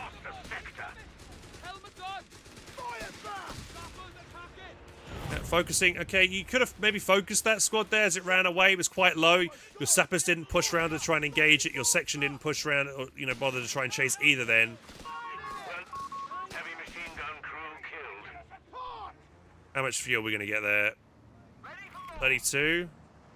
We're losing a victory point to That's not terrible, actually. 32 fuel from that. That's actually okay. Allow you to get your vehicle out. Got your rifle? Rounds? Come on then. But yeah, your idleness is costing you because I'm seeing that Mao is doing a much better job with microing a lot more units. He's getting a lot more capping done. You're just sitting back with your squads again idle here. Could be capping. You know his MG was on the right, so it's not likely to be here. The enemy have the upper hand. Oh, would you kindly fuck off? Boys, it's finished. Captured. Sector overrun. The enemy has it. Orders complete. Propaganda tower up somewhere by the looks of it already. Victory point under enemy control. That boss lost their fucking rights. What have you? We're taking losses! Found Jerry! He's none too pleased. Try and sweep the mine, but careful being clumped up like that. Resource caches shall form the backbone of our economy. High-risk supply runs may yield the resources we need, Commander. MG should be focusing on these units over here rather than shooting the MG in the building. The MG, I mean, you are going to be doing damage to this MG, but this is not the threat. The MG can't really retaliate from you from there. Your MG should be trying to focus on the Jaegers to help you win the fight in the center. Boys are finished. MG. We can now call in Stuart light tanks.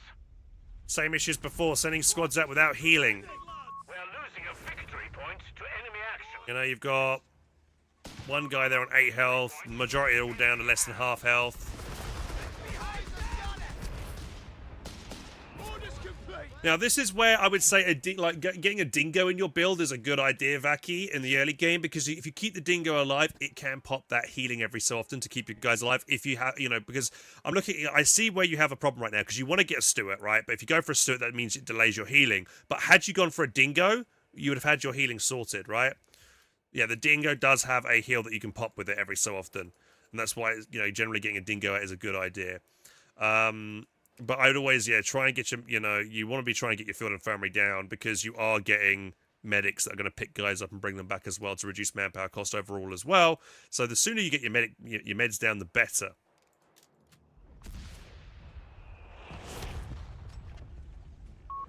Stuart tank available on Lend-Lease. Taking hits.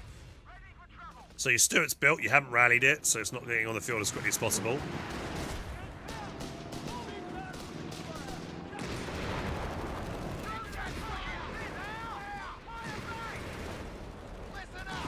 Taking more damage here with this squad. Yeah, idle, idle.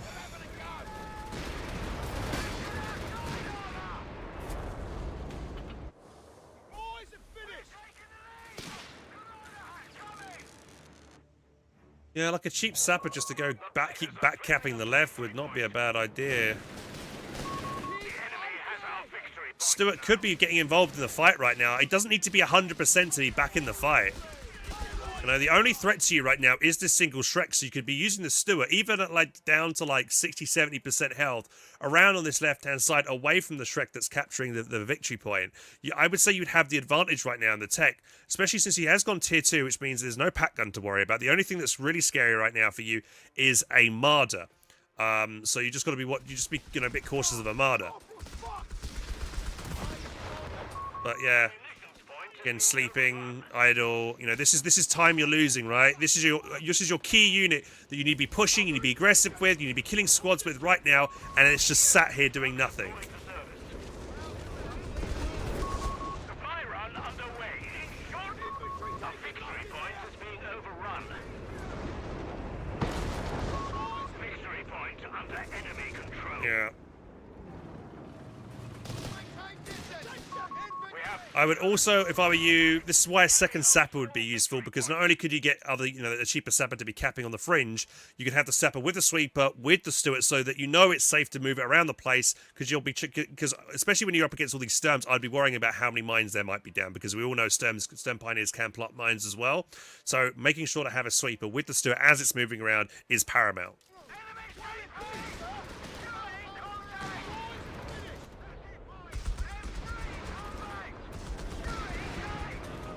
I'm going to keep your distance. I've not seen you use the recon flare once, Vaky, as well, to give you vision. You know, you want to maybe pop it, see if there's a Marder in the distance, maybe see what threats there might be. Okay, you're doing it now. It's good, but probably could have done it sooner. We're losing a fuel point to enemy action. Pay attention, lazy buggers. The enemy is pushing hard. We're down to 250 points. So low health squads. Where's this going on its own? Our platoon command post is under enemy fire. Right, here comes Panzer IVs. Now I'd be thinking trying to get, like, you know, you've not even got the resort. Okay, you're getting yourself a 6-pounder out. Threatening a victory point. You've got a bit of munitions. You could have maybe put a mine by your base entrance in case of a dive. Hey, rifle, rounds? Come on then. Anti-tank weapon and crew on the field. Yeah, AT gun all over the place. Counterattack. Mouse, you should be microing the P4 a little bit better there.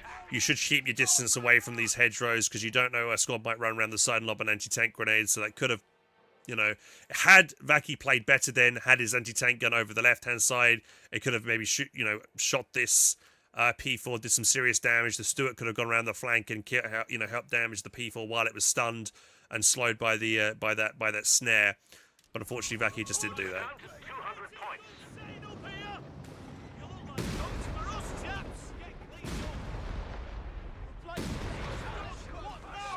Enemy ground forces have Yeah, we'll leave it here because I think, you know, so overall, Vaky, just too idle. You need to be moving your units, way more aggressive, capping more territory. Too much time, you're just sitting idle with your units, especially your key units like your Stuart. You just, you went down to like 8% health, then you decided not to use it for a good 2 minutes or whatever while you waited for it to repair, and then you just sat it idle. That you have a window of opportunity when you go for a Stuart to get damage, get kills, and get back into the game and get the map control back, and you squandered it completely. I would say, yeah, Mal, on the other hand, did a much better job at getting better map control. I'm not sure how many mines Mal laid this game, so can we see it from his perspective? I don't know. Did we see any mines down? But I would have expected maybe a mine here, around the roads and stuff. I'm seeing, actually, Mal's got 300 munitions, which makes me think you didn't put many mines down. I'm looking on your side of the map right now, and I'm not seeing any, which is your big mistake here, I guess, this game. You should have put lots of mines down. You had the munitions for it. You had the good map control. So there's no excuse, especially when you have this many units to put mines down. Good positioning, though, of your propaganda towers. They are covering good areas. You had one round the back there. Yeah, great positioning of your propaganda towers, I think, though. Nice, a good job there. Cash is unnecessary. Yeah, no idea why you built a cache. This map has a lot of fuel, and you already had like for most of the game you had this plus 10 as well. So I didn't feel like the cache was necessary. It looks like you got 230 fuel in the bank. So yeah, I don't think you needed it. If you have excess manpower, make another squad. You know, get another squad, get another thing that might help you win the fight. You know, get yourself another Jaeger out, get yourself, I don't know, something else out. Another Jaeger with maybe G43 upgrade. Drop a flare, get yourself vision, get a Kettenkrad out for vision. That would be better for you, Mal. I don't think the cache is needed. Like, especially in a 1v1 scenario, like, you rarely see people build caches in a 1v1 unless they're pop capped already very far ahead, and they, things like that. So I don't think you needed to cache this. Did you put a med bunker down? That's the other thing I would say. I would prioritize putting a med bunker down, Mal, over buying the base healing, because if you put the med bunker down, you've got medics that will go pick casualties up, bring them back, and that reduces your reinforcement cost. By just going for the medical station, you don't get that benefit, right?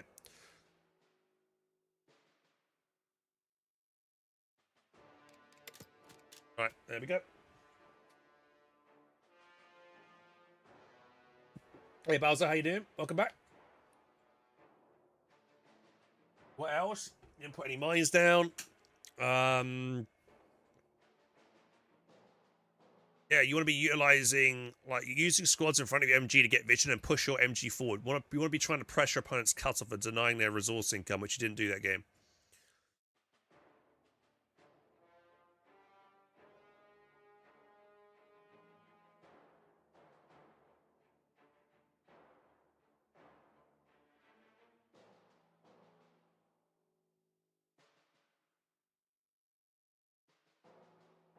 Right then. So let's think. Okay, let's see what else do we have. Do we have any other replays here? We've got another one here from Louis-san. Louis-san, are you here in chat? Louis-san. Hello, Louis-san. Currently just stuck 51% win rate, looking to improve, short match win, looking for tips. I am Captain Gregor, and my team is Danger. Teammate is Danger. Both would be appreciative of tips. Okay, are you right, let me just ask if he's here. Are you here? He is here, fantastic. Right, let's get your replay done. Sweet, here we go.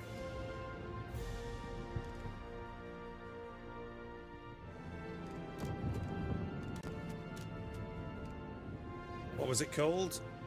Yeah, this is it, right. Right, Oasis Depot.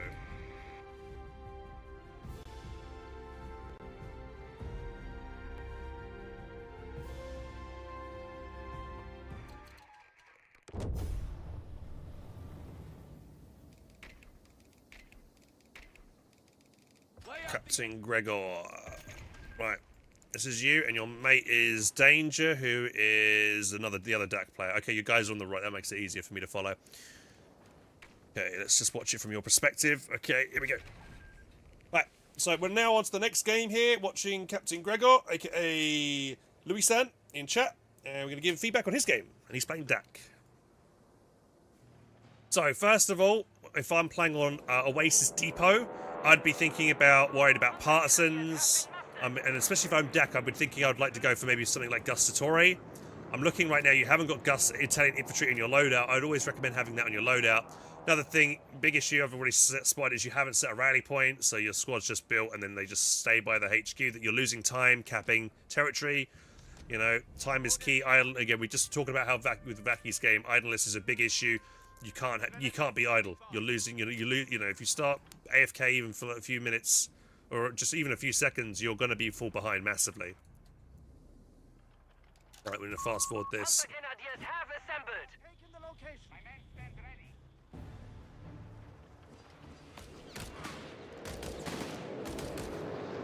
Yeah, don't fight. You want to make sure you're in cover here. I would get back on a green cover.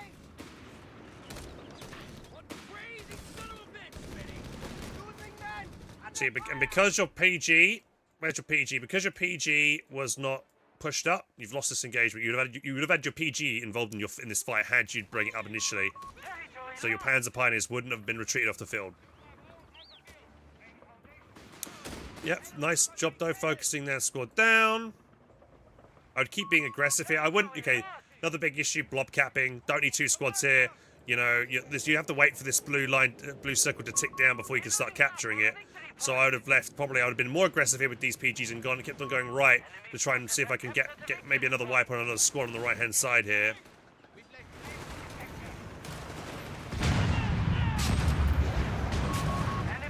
So for danger here, your teammate, he needs to have a wider berth with the rifleman. Assume rifles will have grenades early.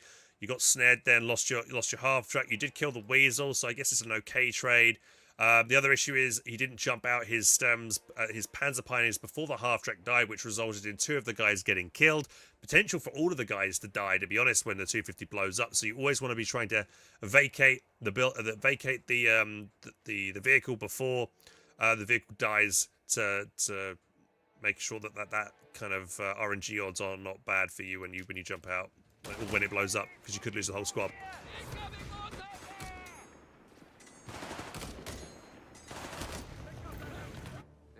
Quite an early cache. I don't think you need this early of a cache down. Whenever you build an early cache like this, it says, you know, you mess up your early game. I'd be focusing on getting more infantry out, more control, because you'll be losing these engagements because your opponent will have more infantry squads than he does. So I wouldn't generally be putting that cache down that early.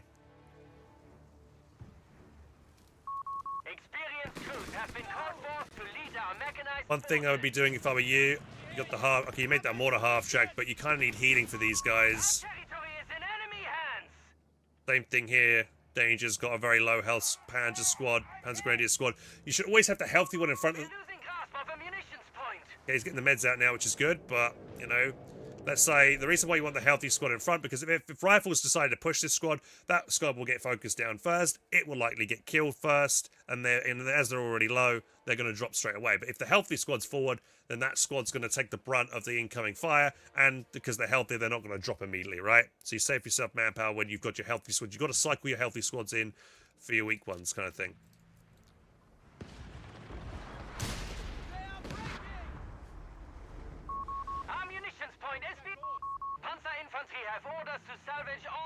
Alright, now the guys are healed. Now's a good time to push for your mate Danger. I don't know what he's waiting for here. Could double team here together. Okay, this is a bad engagement for you. You're pushing in, your opponent's on cover with barred up infantry. You've got to upgrade yourself, so taking this fight is a bad fight. You don't want, like, if I was you and I saw this, I wouldn't engage. I would back around and I would try and get behind my opponent where I could, you know, or maybe when I can team up with my teammate so that we can overwhelm them with numbers. Here you've pushed in, you've already lost 2 men of your Panzer Pioneer. You're fighting out of cover as well. You know, so you should have been fighting, you know, if you're going to take this fight, you want to at least be fighting, you know, making sure you guys are behind the palm tree or behind, you know, in the bushes or something, anything like that where you've got better cover rather than just standing completely out in the open. 300 points remaining. Say again, 300 points remaining. Gentlemen. Here, your teammate Danger could be, you know, now's a good time for the Panzer Pioneers to start laying some mines around these areas here. Same thing for you. You could be starting to put maybe a mine or 2 around this area. Also wiring off the cover here to deny your opponent the green cover around this important munitions point.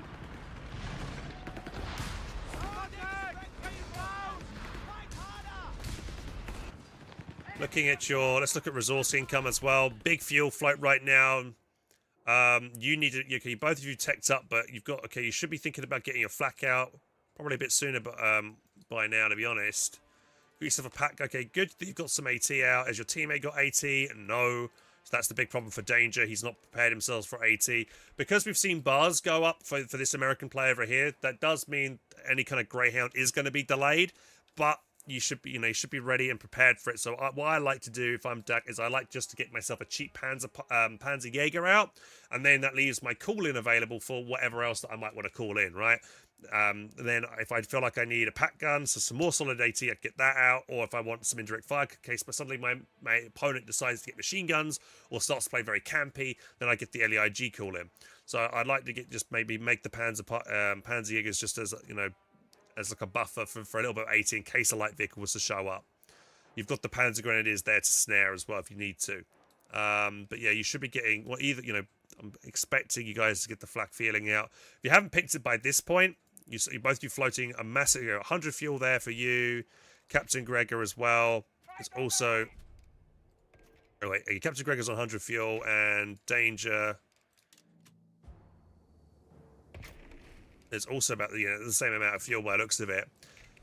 Yeah, you should be spending it. Well, if you don't build your flat feeling, tech up and get yourself tier 3 out, so you can start maybe getting Panzer 3s out as soon as possible as well. That's another potential thing you can do.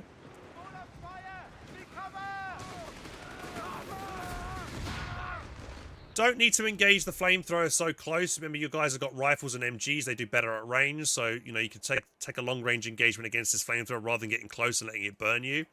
Yeah. Also, try and if you see your teammate's got low health units, ping it. Just let you let your teammate know that they can heal off your med truck. Yeah, see that your teammate's starting to wire cover off there. That's good. Once again, fighting completely out of cover. The mounted flag truck has arrived. Patching up our wounded.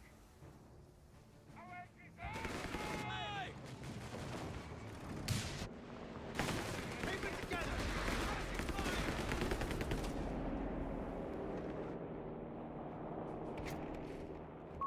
A victory point is being taken from us. The enemy has taken a victory point.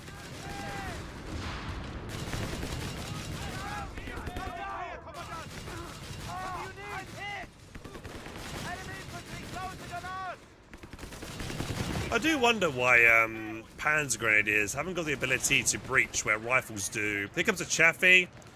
This is where, you know, the fact that you haven't got any mines down is kind of hurting your teammate. You do have the pack gun covering, which is good. So that's nice. So you had that, you know, good teamwork there. But this is where mines would have been very helpful.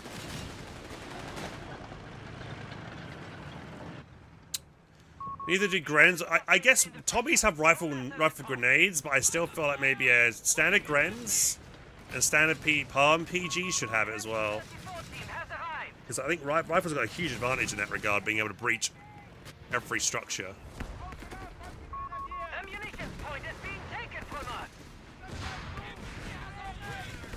Oh, that's risky there. You went way too close here. He could have potentially lobbed an anti-tank grenade on you and killed you. You're already quite low with the flak half-track.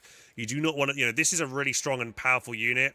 Don't ever be greedy or play risky with it. If you feel like, you take the wider route round, you know, this thing can suppress at range, at its max range and still do well. You don't need to get it that close to be effective with it. So don't play risky with it.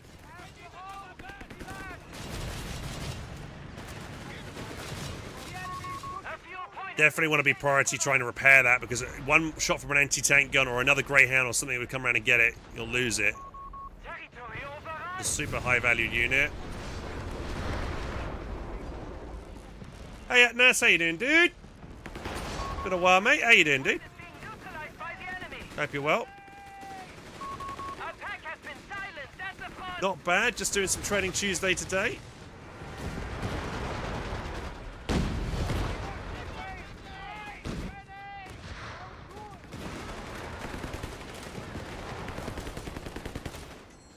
So one thing I'm a bit surprised, I'm seeing a teammate floating an extraordinary amount of manpower here.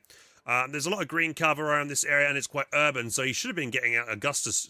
Troy Squad would have been a really good buy for him. He hasn't got it out, which is really bewildering. It's one of the strongest units in the game for him. And it feels like his armory upgrades as well. Yeah, he's gone for the perfect armory upgrade as well to make the Augustus strong, because they're receiving an extra 10% less damage. When they get veterancy, they also reduce damage. So they can get, I think the total was it 35 or 45% reduced damage overall at veterancy 2 or 3. So these things are like probably one of the best units in the game. So, and they're also really good at putting mines down, and one of the best units for repairing structures as well. So, like, it's crime to pick this commander and not get that cool unit, that really impressive unit out. Yeah, and yeah, tier 4 should be built. Yeah, he's got tier 4. Should be thinking about getting the Panzer 3 out. With this amount of fuel in the bank, though, probably going armor reserves and maybe can go for a Panzer 4 assault gren call in, or potentially even saving up further for a Tiger. Let's have a look at you right now, Captain Gregor, and your position. Okay, you're about to build tier 4, so you can start churning out a Panzer 3 straight away, which I probably would recommend. We have command points that should be used. Easy hide in the background. That's all good.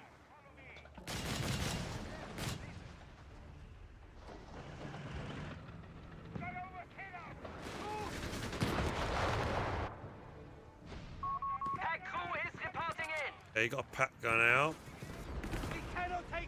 To be honest, at this point, actually, I don't feel like the pack gun call-in is a good idea. You could actually go for an 88 instead. Why go for this, right? So you got the pack. So for 300 manpower, you've called in these 2 units, right? But you could have gone for an 88. So for 80 more manpower and 40 fuel, you could have gotten yourself out an 88, which would have done a much better job than a pack gun, right? So I think that the decision here to go for the pack gun call in this late in the game is questionable. You've already got 1 pack gun on the field by the looks of it, so a second one is not, you know, you don't really need that second one.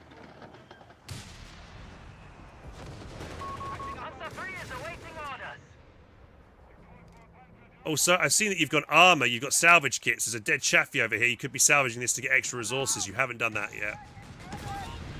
There's also a Kettenkrad here that you can salvage. Forgetting about the 250. So stop treating 250s as expendable kind of thing. I don't, you know, you can convert it over to more half track, or you could use it as a towing vehicle later on. You can still be using it to pop healing as well. So it's still got some good, decent utility later on in the game. So just to throw it away like that, not even bother to try and keep it alive is, you know, kind of annoys me. So, you know, reverse. If you see it getting shot at, back it up.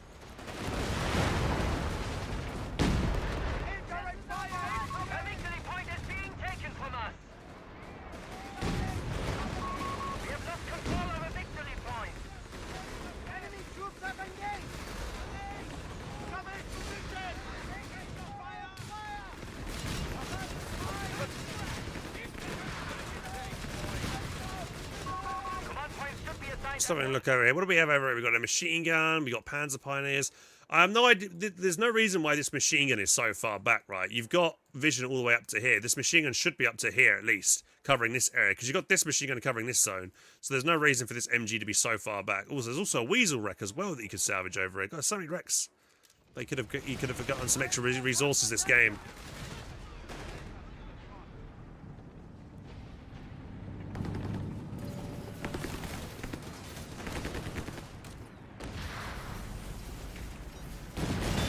Okay, this is super risky. You're pushing forward, like this is bad because you push forward without any infantry support. You push forward not with any vision. You've drove straight into an anti-tank gun, and now you're going to probably throw away your flak half track, especially like when you don't get, you know, your army upgrades. Actually, you haven't picked the emergency repair kits this game, so that means your flak is susceptible to being 2-shot by an anti-tank gun. You never lead with that because it is a squishy unit. You want to lead with the tank, the Panzer 3, that can take a bit more damage, right? So here you're going to throw away your flak for no reason, and you should be using infantry squads, you know, forward into buildings to give you that vision around, so you know it's safe to push forward with these vehicles. So it's a kind of a careless loss here. One other thing I'd like to see you do is probably cache this point, make this your forward retreat point. Everyone in your team will get an extra 20 manpower per minute if you do that, and if you've got that forward retreat, your unit, you're going to wait for your units to run all the way back to base. Over here, they run back here, and it's not much distance from here to here, right? So it's just better overall. So yeah, there goes your flak half track. Almost lost your Panther 3 there as well. Luftwaffe forces are available to harass the target area. Ready for new orders. Yep, Greyhound now as a wreck.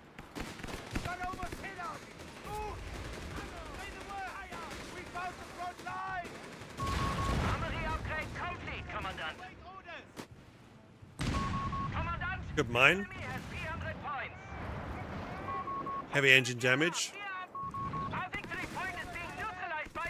That was probably a Teller or something like that.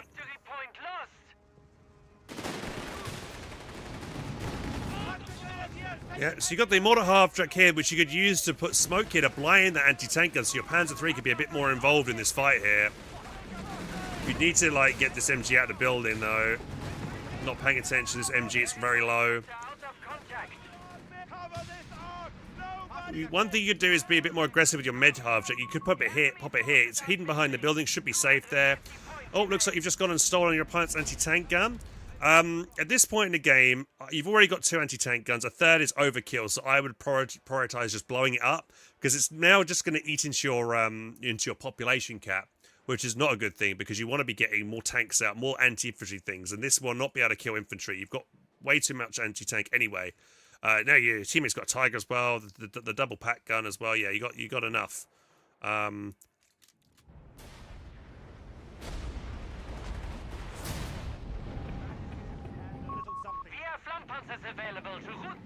That's the end of the game. Okay. So,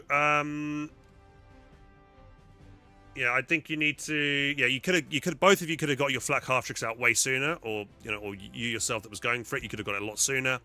Make sure to get the armory upgrade to keep it alive. If you gotten that armory upgrade, for the extra health and out of combat healing, that flak half trick would have survived that second shot, the anti-tank shot, because it takes 3 shots then to kill with an anti-tank gun at max health if it starts at max health. So that's an important thing to note. Yeah, and use your battle group abilities. You could have salvaged a few wrecks to give yourself a lot of extra manpower that game when you didn't. Yeah, also need a forward retreat point if you can get one at some point. Everyone should be thinking about getting a forward retreat point when you can, because it allows you to keep that field presence, and keeping field presence means you get better map control. Right then. Oh my god.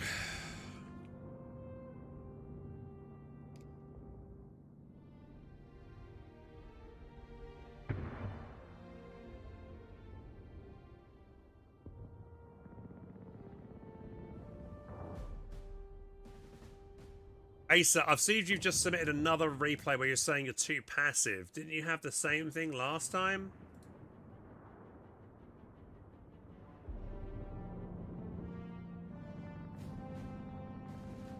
Like, if you guys are submitting replays each week with the same mistakes, I'm not going to keep reviewing those replays, because it shows to me that you're not improving and that I'm wasting my time. No hard feelings there. It's just the fact of the matter, right? I want to see, when you're submitting a replay, guys, week after week, I want to see improvements. I want to see you working on those things. If I don't, and I keep seeing the same mistakes prop up, it feels like I'm not giving you, you're not learning from your lessons. I'm kind of wasting my time, right? So please work on those things.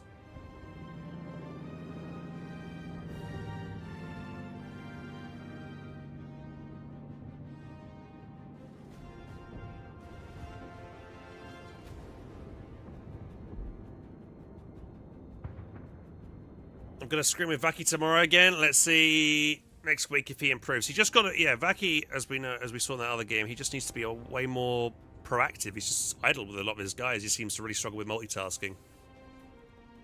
Do your homework, you bloody bastards, indeed. Ewan Tom says, what is better, the Pershing or the Black Prince? Pershing, in my opinion, buddy. Yeah, I'd say the Pershing's better than Black Prince. More mobile. Still hard-hitting like the Black Prince. Good against infantry and vehicles around. Has that kind of shot that you can shoot through buildings with to kill other vehicles, which is pretty nice. So I'd always prioritize a Pershing over a Black Prince.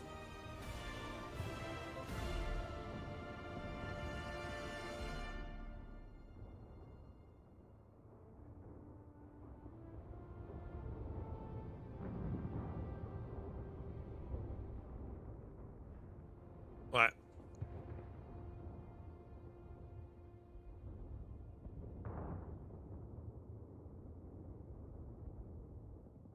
Okay, so what are we doing now, boys? I think we have done about 4 sort of replays. I mean, we did 1, 2, 3, 4. Done 4 now, yeah, 4 today. So, what's the time? I got some 9 o'clock.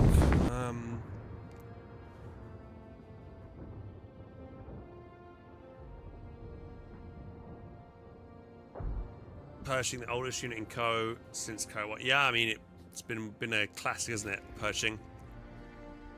All the way back in the couple of years, 1 days. Dev Branch, yeah, I do want to get on Dev Branch for Foxhole, guys, today. But I do have to go for dinner, like, in 45 minutes anyway, so I don't think there's any point to do Foxhole. I'll probably do Foxhole tonight after I come back from dinner. So let's say about 10 o'clock, 10 p.m., 10:30. Is the queue insane, Liam, for Dev Branch at the moment? No magic boxes yet? Yeah.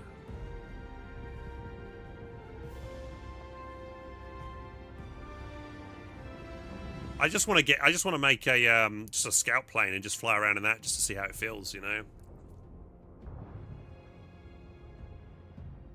Knowing me, I'm gonna crash it straight away.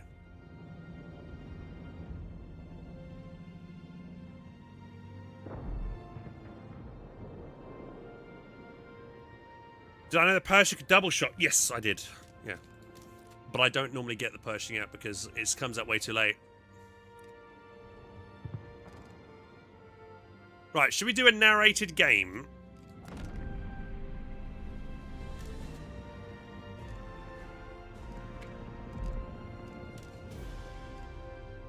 Should we do a narrated Luftwaffe game, actually? For this week I've got a Gustatory narrated game that's coming out. But I could do a narrated game with Wehrmacht now, and then I'll do one next week, I guess I could do for Brits and maybe Polish cavalry or something. Right, I'll play a game myself now since we've done some casting. So thanks for watching on the TikTok, guys. I'm going to probably stop the TikTok stream now. If you want to watch, I am live on Twitch or YouTube, but I'm going to stop on the TikTok because trying to do other things. Like I feel like the TikTok live is not good for me just playing games. Like I feel like it might be good for me to do TikTok live. I feel like I need to be really proactive and quite responsive to chat. And if I just play a match, it's not really good that way, you know. So probably end there. But I am live on Twitch or YouTube if you want to go over there. Thanks for watching, guys, on the TikTok. See you in a bit.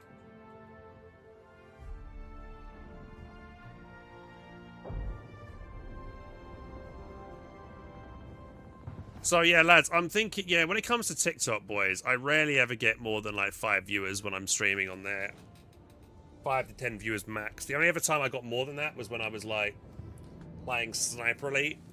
And I feel like when it comes to like TikTok, I can't just, you know, stream on there and play my games because it just doesn't work. I have to be super engaging and super reactive. It's a completely different platform. So what I need to do is I need to like, I think when it comes to TikTok, I might just live stream on there when I'm doing something where I'm super engaging. Like I think the replay reviews maybe make sense because I'm responding to chat, I'm responding to comments, I'm quite talkative. And maybe when I'm shoutcasting, I think that could be quite fun for people to watch that. But for me just playing, I don't think I'll do it on TikTok. Is there a total view count for TikTok live? I don't know. I've just closed it, to be honest. I didn't check, but it's not much. I mean, even on YouTube, my viewership on YouTube when I live stream is not very good either. Like like Twitch is always double or if not triple that of YouTube. I know, and I have been streaming on YouTube now for about a year, but yeah, it seems to be really struggling regardless as well. YouTube vertical is where it's at now. Yeah, I feel like I've kind of developed a YouTube vertical live stream platform though. Like I've kind of like made the effort to make it so that when I do live stream in vertical, it does look better with the way I've set it up. Maybe I need to do the exact same thing that I've done on YouTube with the TikTok as well.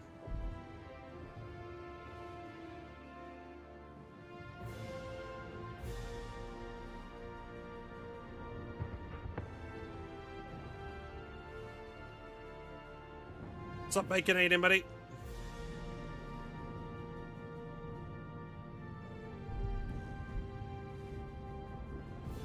I think I had a decent narrated Luftwaffe. Did I? Did I make it? I can't remember.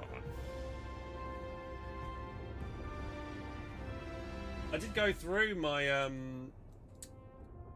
my videos recently to see if I had made a decent one. Hang on, creator dashboard content. Did I make one recently? Because on Monday I went through the matches I thought were good, highlighted them, but I didn't see.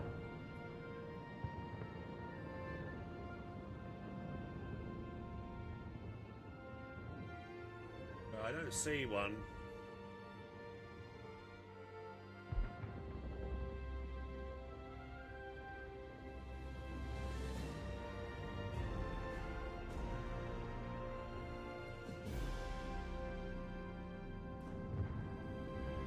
I can't see it. I just had a quick look there and didn't see one. Back is best move. Welcome back, Chick. How you doing? Really love the way you use reverse move when towing the E8 to let A8 face front directly the minute.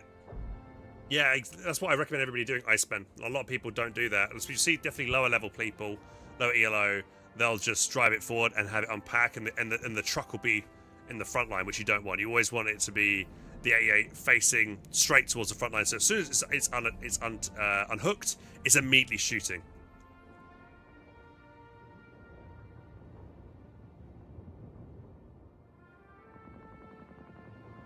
Curious if it's a good game to live stream. What, just Company Heroes 3 or 2 in general?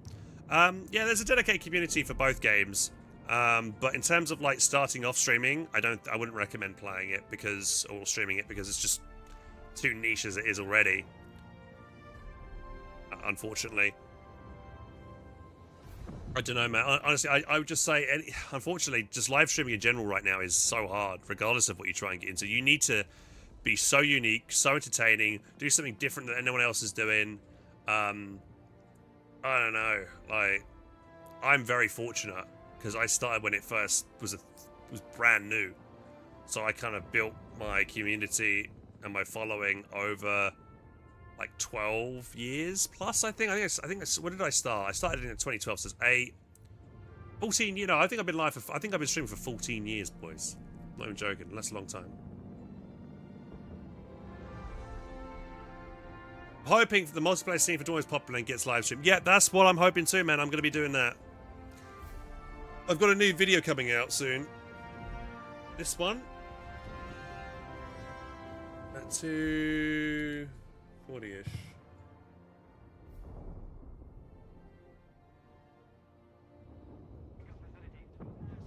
Did I narrate that game? It's actually...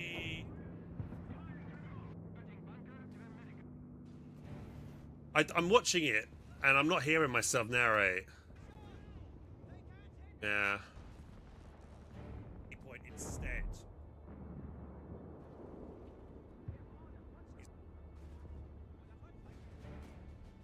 Bit of a concern.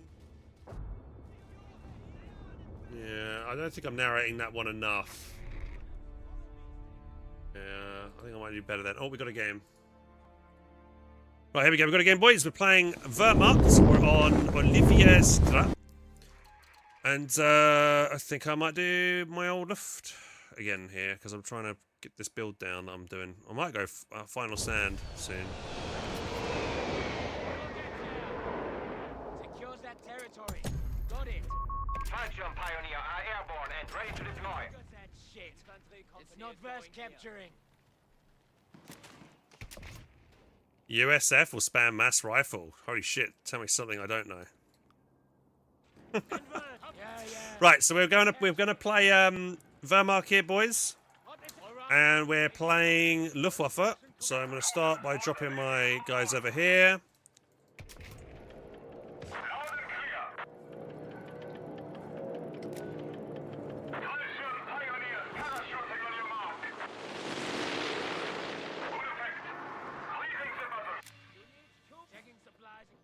We're dropping down here.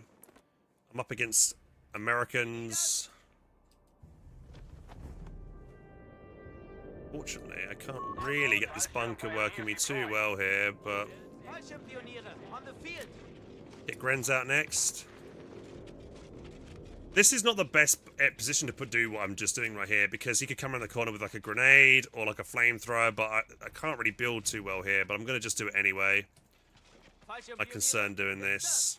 Work finished. At least at the start of the game, I'm going to guarantee getting this munitions point, which is what I care about. Grenadiers have been Get the Grenadier squad out next. Put us to work. Sources captured. We'll get another paratrooper squad next. Pioneers ready. How many Gonna pioneers put my guys in cover. capture a point? Now, I'm not going to move these guys from this position, because if I do, I might be in trouble. He's going to... Right. I'm going to keep them there for the moment. Send word. What I'm going to do is I'm going to drop these guys down. Have secured the location. No contact. Okay, he's there. He's going to push here. Get these guys involved in the fight, and these guys. Get everybody involved. Focus him down. Superiority on the infantry! We've been spotted. Getting there fast as we can. Your Fallschirm pioneers are ready. Right, we're going to get around the side here. We're going to try and get a flank going. Grenadier, let's move. But we move! Now! Grenadiers, move those I'll get those feet moving! On our own. Focus the low health squad on the side. Turn around. Keep repositioning. Take the better engagement.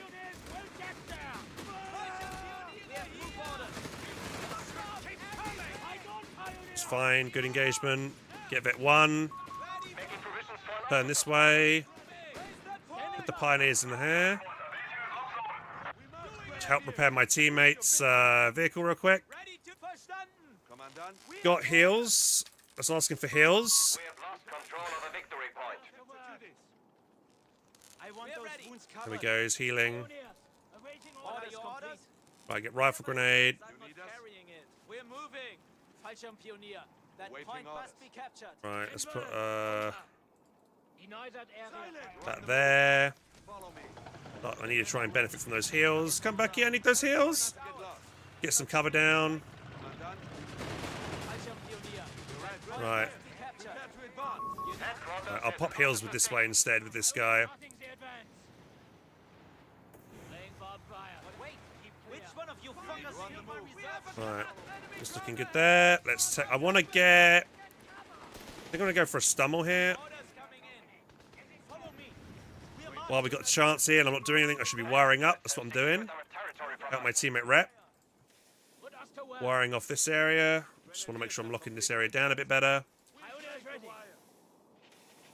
Barbed wire has been laid. Disengage. Has engaged. The men are ready. We're moving out. You need it? Barbed wire. Move ready, it. Commandant. Faster. We have grid point confirmed. Say, Moving now. pick it up. We're ready. What are your advance, man? Okay. Interesting that half this squad's gone the wrong way around. Enemy is stealing our territory from us. There's another one. Oh, they just jumped over there. Sector overrun. Right.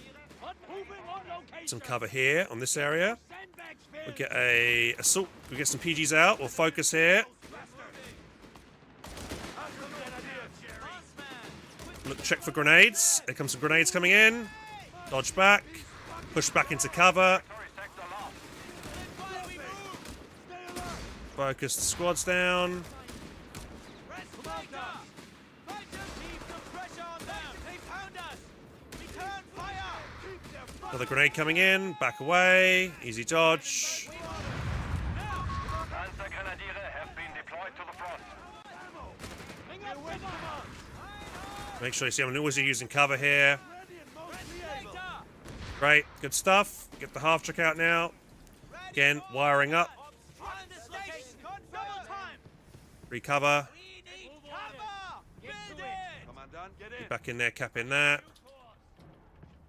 Area denied to infantry. Shit, let's be aggressive. We've got to try and cap territory as well here. Units tools. Get a mine down. Spear into the infantry. Get those feet moving. Enemy infantry spotted us. Don't be a crybaby. Put your Oh, we've got a tunnel. 251 half track is deployed. He's hit. Ready to overlap your fire. There you go. I've just blown up his tunnel, so we know he's got partisans here. Enemy has claimed our sector. Grenadier. point is under enemy control. Next up is a pack gun. Maintain security. We'll retreat you. Pop heal here.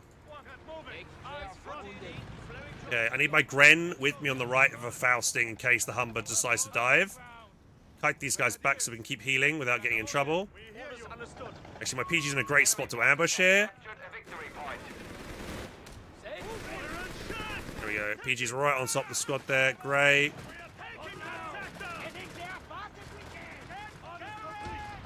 Yep, hit my minor retreat as well. Great. Everything's going well there. Nice. Alright. Stummel's tech in. Oh, and he just says he's killed the Humber, is he? So, I might actually. That's great. If he's killed the Humber, I'm gonna or do I want to cancel it? I'm wondering. I could paradrop this down. I'm gonna delay this by. Gonna get the support upgrade. Do I go for this? Yeah. Requisition of support Right. elements underway. Commandant. Gotta get the cash there. Available. Get this squad here. Another grenade coming in. Another grenade coming in there. Easy dodge. Retreat you guys. You're taking too much damage. Just keep kiting back.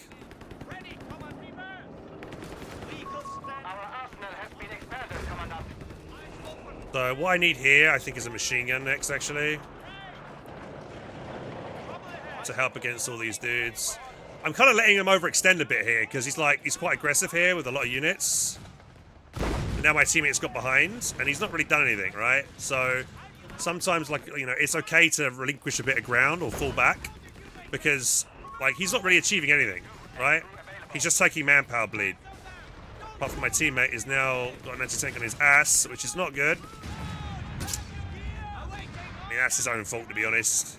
He didn't have a unit here covering, that area, so that kind of does suck.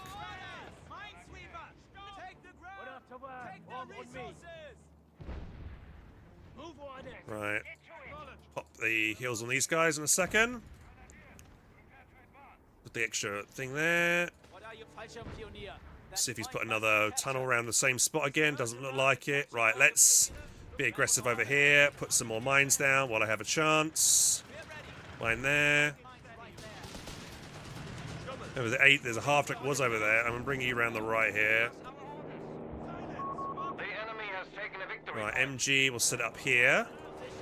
Hit you in the building. Get you bomb. This is not the best place to micro around this area here. We'll get him involved. Pop the heals on these guys. Push them forwards. And I think I now will get an anti-tank gun just to be safe. Okay. Back away quick. We got artillery on me. Anti-tank guns hit me once.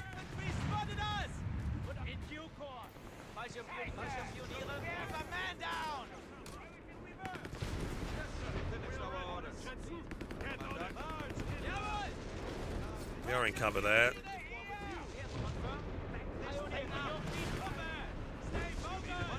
Friends at range.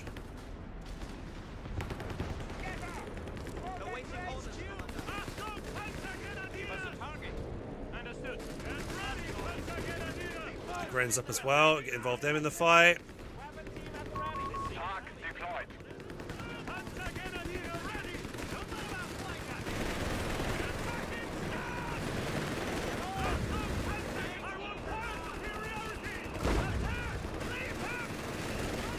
PGs are taking a lot of damage there.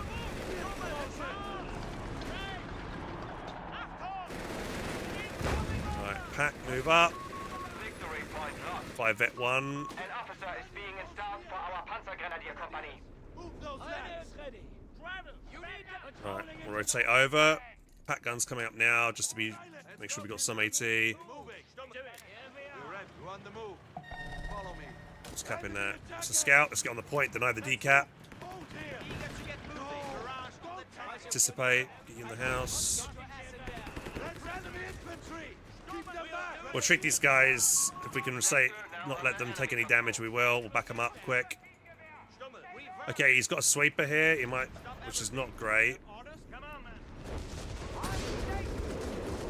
Rifle grenade's doing well there. Let's get recon run. This, maybe frags run. Cloak my MG, so it's hard to spot. Push these guys back up. I might wait actually for my. I want to take up the tier 4 actually as well. I want to get tanks out soon.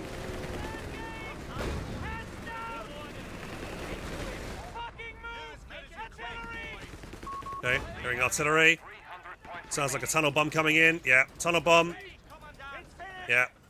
I heard the artillery call in.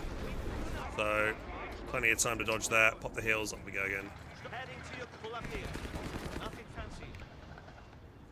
Aim where he's going to be. Oh, he's sprinting at me, watch out. Back away quick. Gonna get snared there, that's not good. Oh, and I've got a damaged engine, that's really bad. Fuck, I'm gonna lose this actually here. The enemy has taken a victory point. Gotta keep backing away. We have a surplus of command points available.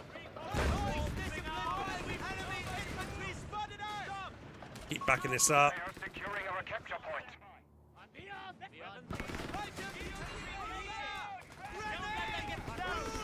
Turn back. Need to keep reversing straight here. Oh, my teammate might wipe a squad. Oh, he didn't focus it down. Okay, I'm quite lucky my half-trick actually lived then. I need to get tech up quick and get some tanks out.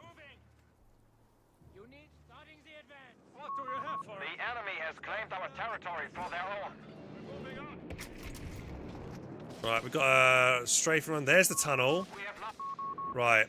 So we know what I'm going to do. I'm going to be cheeky here, and he's also chopped a bit of wire there. I'm going to go around the back here. Now we've seen where all these tunnels are on the map. I'm just going to go around the back and quickly pop them all real quick, hopefully.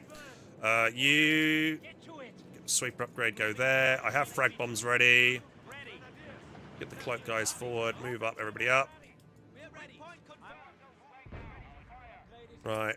Frag bombs ready. Stuka sorties armed with lethal fragmentation bombs are airborne.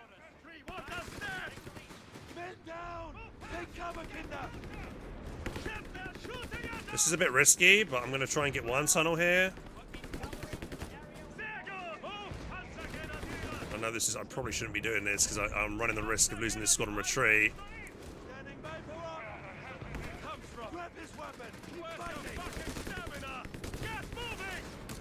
Okay, where's that tunnel at then? That's weird. I'm over here. So there was a tunnel on my mini-map. It said that there was a tunnel there, and there isn't one. So, I don't know.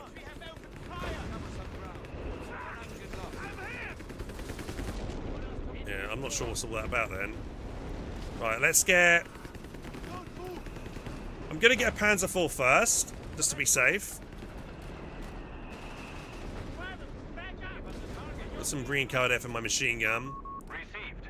Enemy is down to 200 points. Move you to here, give you a machine gun. I've got frag bombs ready. I'm just looking around the map now for a good target to drop frag bombs. Potentially here. But this guy, that's the only engagement this guy's taking right now, so it's pretty obvious it's going to come in, he's going to dodge it, so I don't want to waste it. You're good. Rotate you back round. Map control's good. Let's cache this, so I can get some more manpower, can make that a forward retreat point as well. We are losing control of a sector. Their Panzer IV is field ready. Right, P4's out. Vehicle advancing. Infantry is firing on us. G42 and crew ready. Working on it. The ball is finished. Ready for order. Oh. Stumble's scaring him off the point.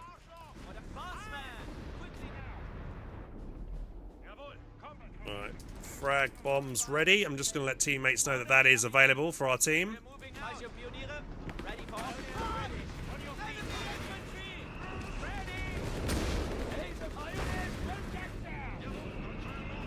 I think I just saw a 17-pounder over there as well.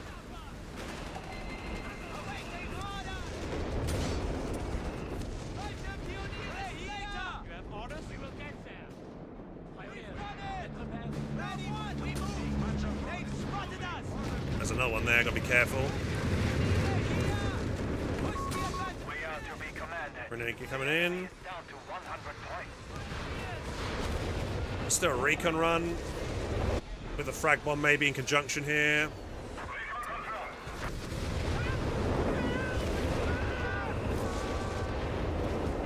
It's a bit risky. It's quite easy to dodge that, to be honest. 75 points. Do not let up. Not the best frag bomb, but keeps that guy on his toes. Under fire from infantry! Moving to harass now. Get us moving. Never come bastard! They're trying to kill us! Weiter Pioniere! Moving! That was too close! I'll press later! We hear you! They found us! Return! Their forces collapse. They are down to only 50 points. Only 50 points left. Let's get myself. Actually, you know what? I'd like a Nebelwerfer here, just so a little bit indirect fire myself here. Hop healing to get the MG and this guy healed up. Hop back on cover. We are marching! Reverse. Back us up. Pair that fully. G42 and crew. Everybody healed up. Keep putting cover here. Remain. The enemy cannot withstand us. So what I expect this guy to do is probably a last-ditch tunnel bomb now to try and get something going for himself here. So I'm going to have to be ready to reposition quick. We must take their last 10 points. I think they've given up, though. Yeah, that's good. We just sit and do nothing, you know? We haven't got a... Yeah, GG. Well done. It's over. Victory is ours, Commandant. There you go. So it was a short and sweet one, 18 minutes. Yeah, I'm glad I repositioned then, because I heard there was the audio command artillery incoming, and I didn't see any flares, but I repositioned anyway just because just out of habit, and thankfully I did, because it was a tunnel bomb that was coming in from that on that MG's position, so it didn't do anything. So if you are going to use a tunnel bomb, guys, don't ever do it from the front like this, because I can see it coming as well. I've got more time to react if I can see it coming. You want to be using the tunnel bomb, like doing a recon run, dropping the tunnels behind, and then getting the tunnel to come from behind and then hit me where I'm least expecting it. So there was a tunnel further back there, but it did look like, yeah, maybe it was like over here. Maybe I just didn't spot it. You can build another one. Got the first tunnel that he put down. But yeah, he just went like rifle with bars. Just, keep my distance. Don't take too many casualties. I've got the map control. The only issue here, I guess, was the Stummel getting snared, really. That was it could have gone down if he'd maybe sprinted with the other rifle and then lobbed another grenade at me. And I could have lost the Stummel, sadly. But it didn't. I only got 3 kills, but it got Vet 2, so it was doing a lot of health damage to squads and forcing them back and allowing me to keep control. I don't think I lost this munitions point this game. Maybe I did. Yeah, I think I lost it once, but then I was able to recap it. We had it for the most of the game. Cashed this fuel point as well because I wanted to help the team with increased fuel income. Looks like we got some caches around here as well for increased munitions, which is good. And yeah, to be honest, that frag bomb round the back, that wasn't a good use of a frag, but I think I got a couple of kills but no wipe, so I don't think it was a good use of it. It's only 120 munitions, but I mean, it keeps this guy on his toes. Doesn't give him a chance to really recuperate. He has to keep dodging artillery after artillery. But I probably should be using it when people are distracted or like on the retreat path of something. So actually what I should do is I should do a reconnaissance run in conjunction with frag bombs when my opponent retreats. Time it well. I used to do this in Company Heroes too. And then I can wipe a bunch of squads that way, potentially.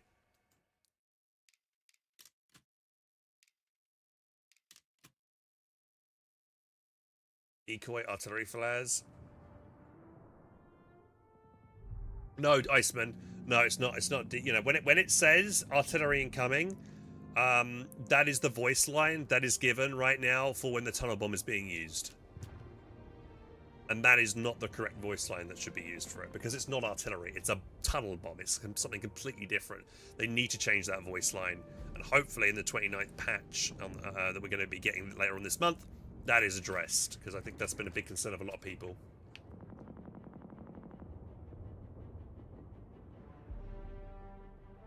Not gonna lie, love this concept because a lot of time I feel lost in the moment-to-moment battles. Glad you like the narrated matches, guys. I don't like the Ketan early. So the problem with getting the Ketan early, Elco, is that it reduces your combat potential in the immediate early game, right? Because you're spending 160 manpower into a non-combat unit. If I do go for that, what I've tend to find is when I have gone for Ketan early, I tend to lose those initial early engagements because my opponent outnumbers me. Now, if you look, if you think back in that last game, right at the start, I had to deal with two rifles and a scout, but I was able to win that fight because I had two full pyos, a pyo, and a gren. Had I gone for a Ketan, I probably wouldn't have had that extra gren there or the extra full there to help in that engagement. But that helped me win that initial fight. Later on, when I'm doing better, like I don't feel like I need that early vision.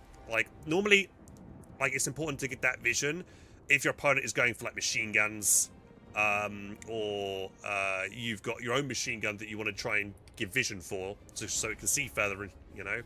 But my opponent was going rifles, I was going full pyres. I don't really desperately need that early game vision like I would normally do. But yeah, obviously later on in the game, yeah, it would be nice to have the Ketan because then I could, you know, use it to spot. Like once I got the Nebel out, I was probably going to get a Ketan cred afterwards, so I can spot targets from my Nebelwerfer, right?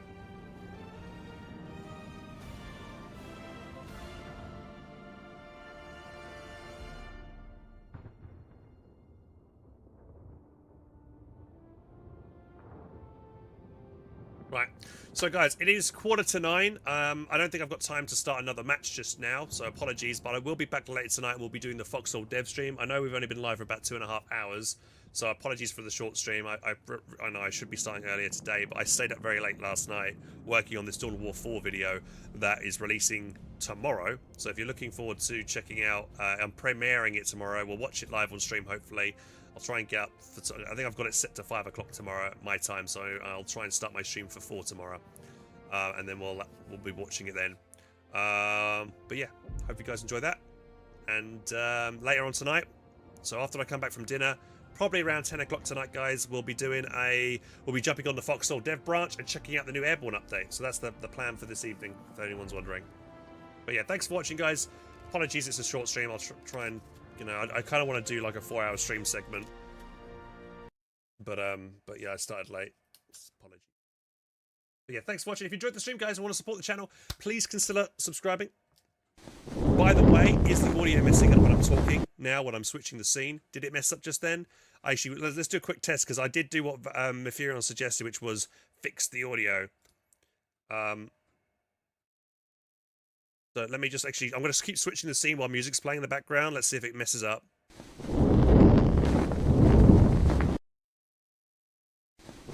Talking, 1 2 1 2, flags are in the background. 1 2, flags. Hopefully that's good now. Hopefully the audio is now fixed in that regard when I switch scenes. I think that has now fixed it. Yeah, hopefully that is the case. Because that used to be really annoying. So basically what I did there was I disabled 2 CPU cores on OBS, so it freed them up for audio. So hopefully it makes it smoother transitions without audio. The flag, yeah, I'm not sure how I can change the audio of my flag transitions. I don't know how to do that. I would need to figure out how to look into transitions and see how I can make them quieter. I can't remember how I even added the flags in the first place. Automatic scene switcher, is that it? Yeah.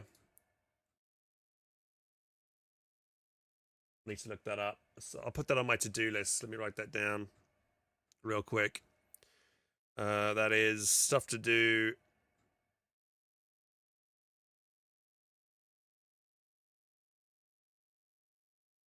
Change audio levels for flag transitions. I wrote that down. Give you the other instructions if the nag pop-up is annoying. Ah, it should be alright. I think it runs automatically in the background, doesn't it? Yeah, I think it's running automatically in the background. Yeah, I've just got to figure that out. So the other thing I want to do as well is maybe mess around with the TikTok stream and see if I can make that more appealing for people to watch who tune in for the first time.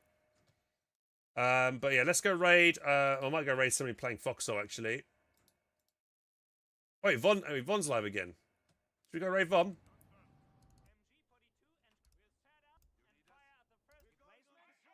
Von's playing some Co 3. Yeah, we've got to go raid Von. Alright, we'll go raid my mate Von. I'm glad to see him back. And he's actually playing Co 3, which is pretty sick, so. Go check out my mate Von. Super cool guy.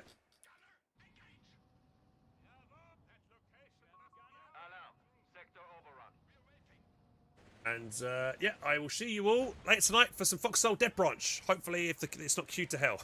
We'll see. Bye, guys. Thanks for watching. See you in a bit.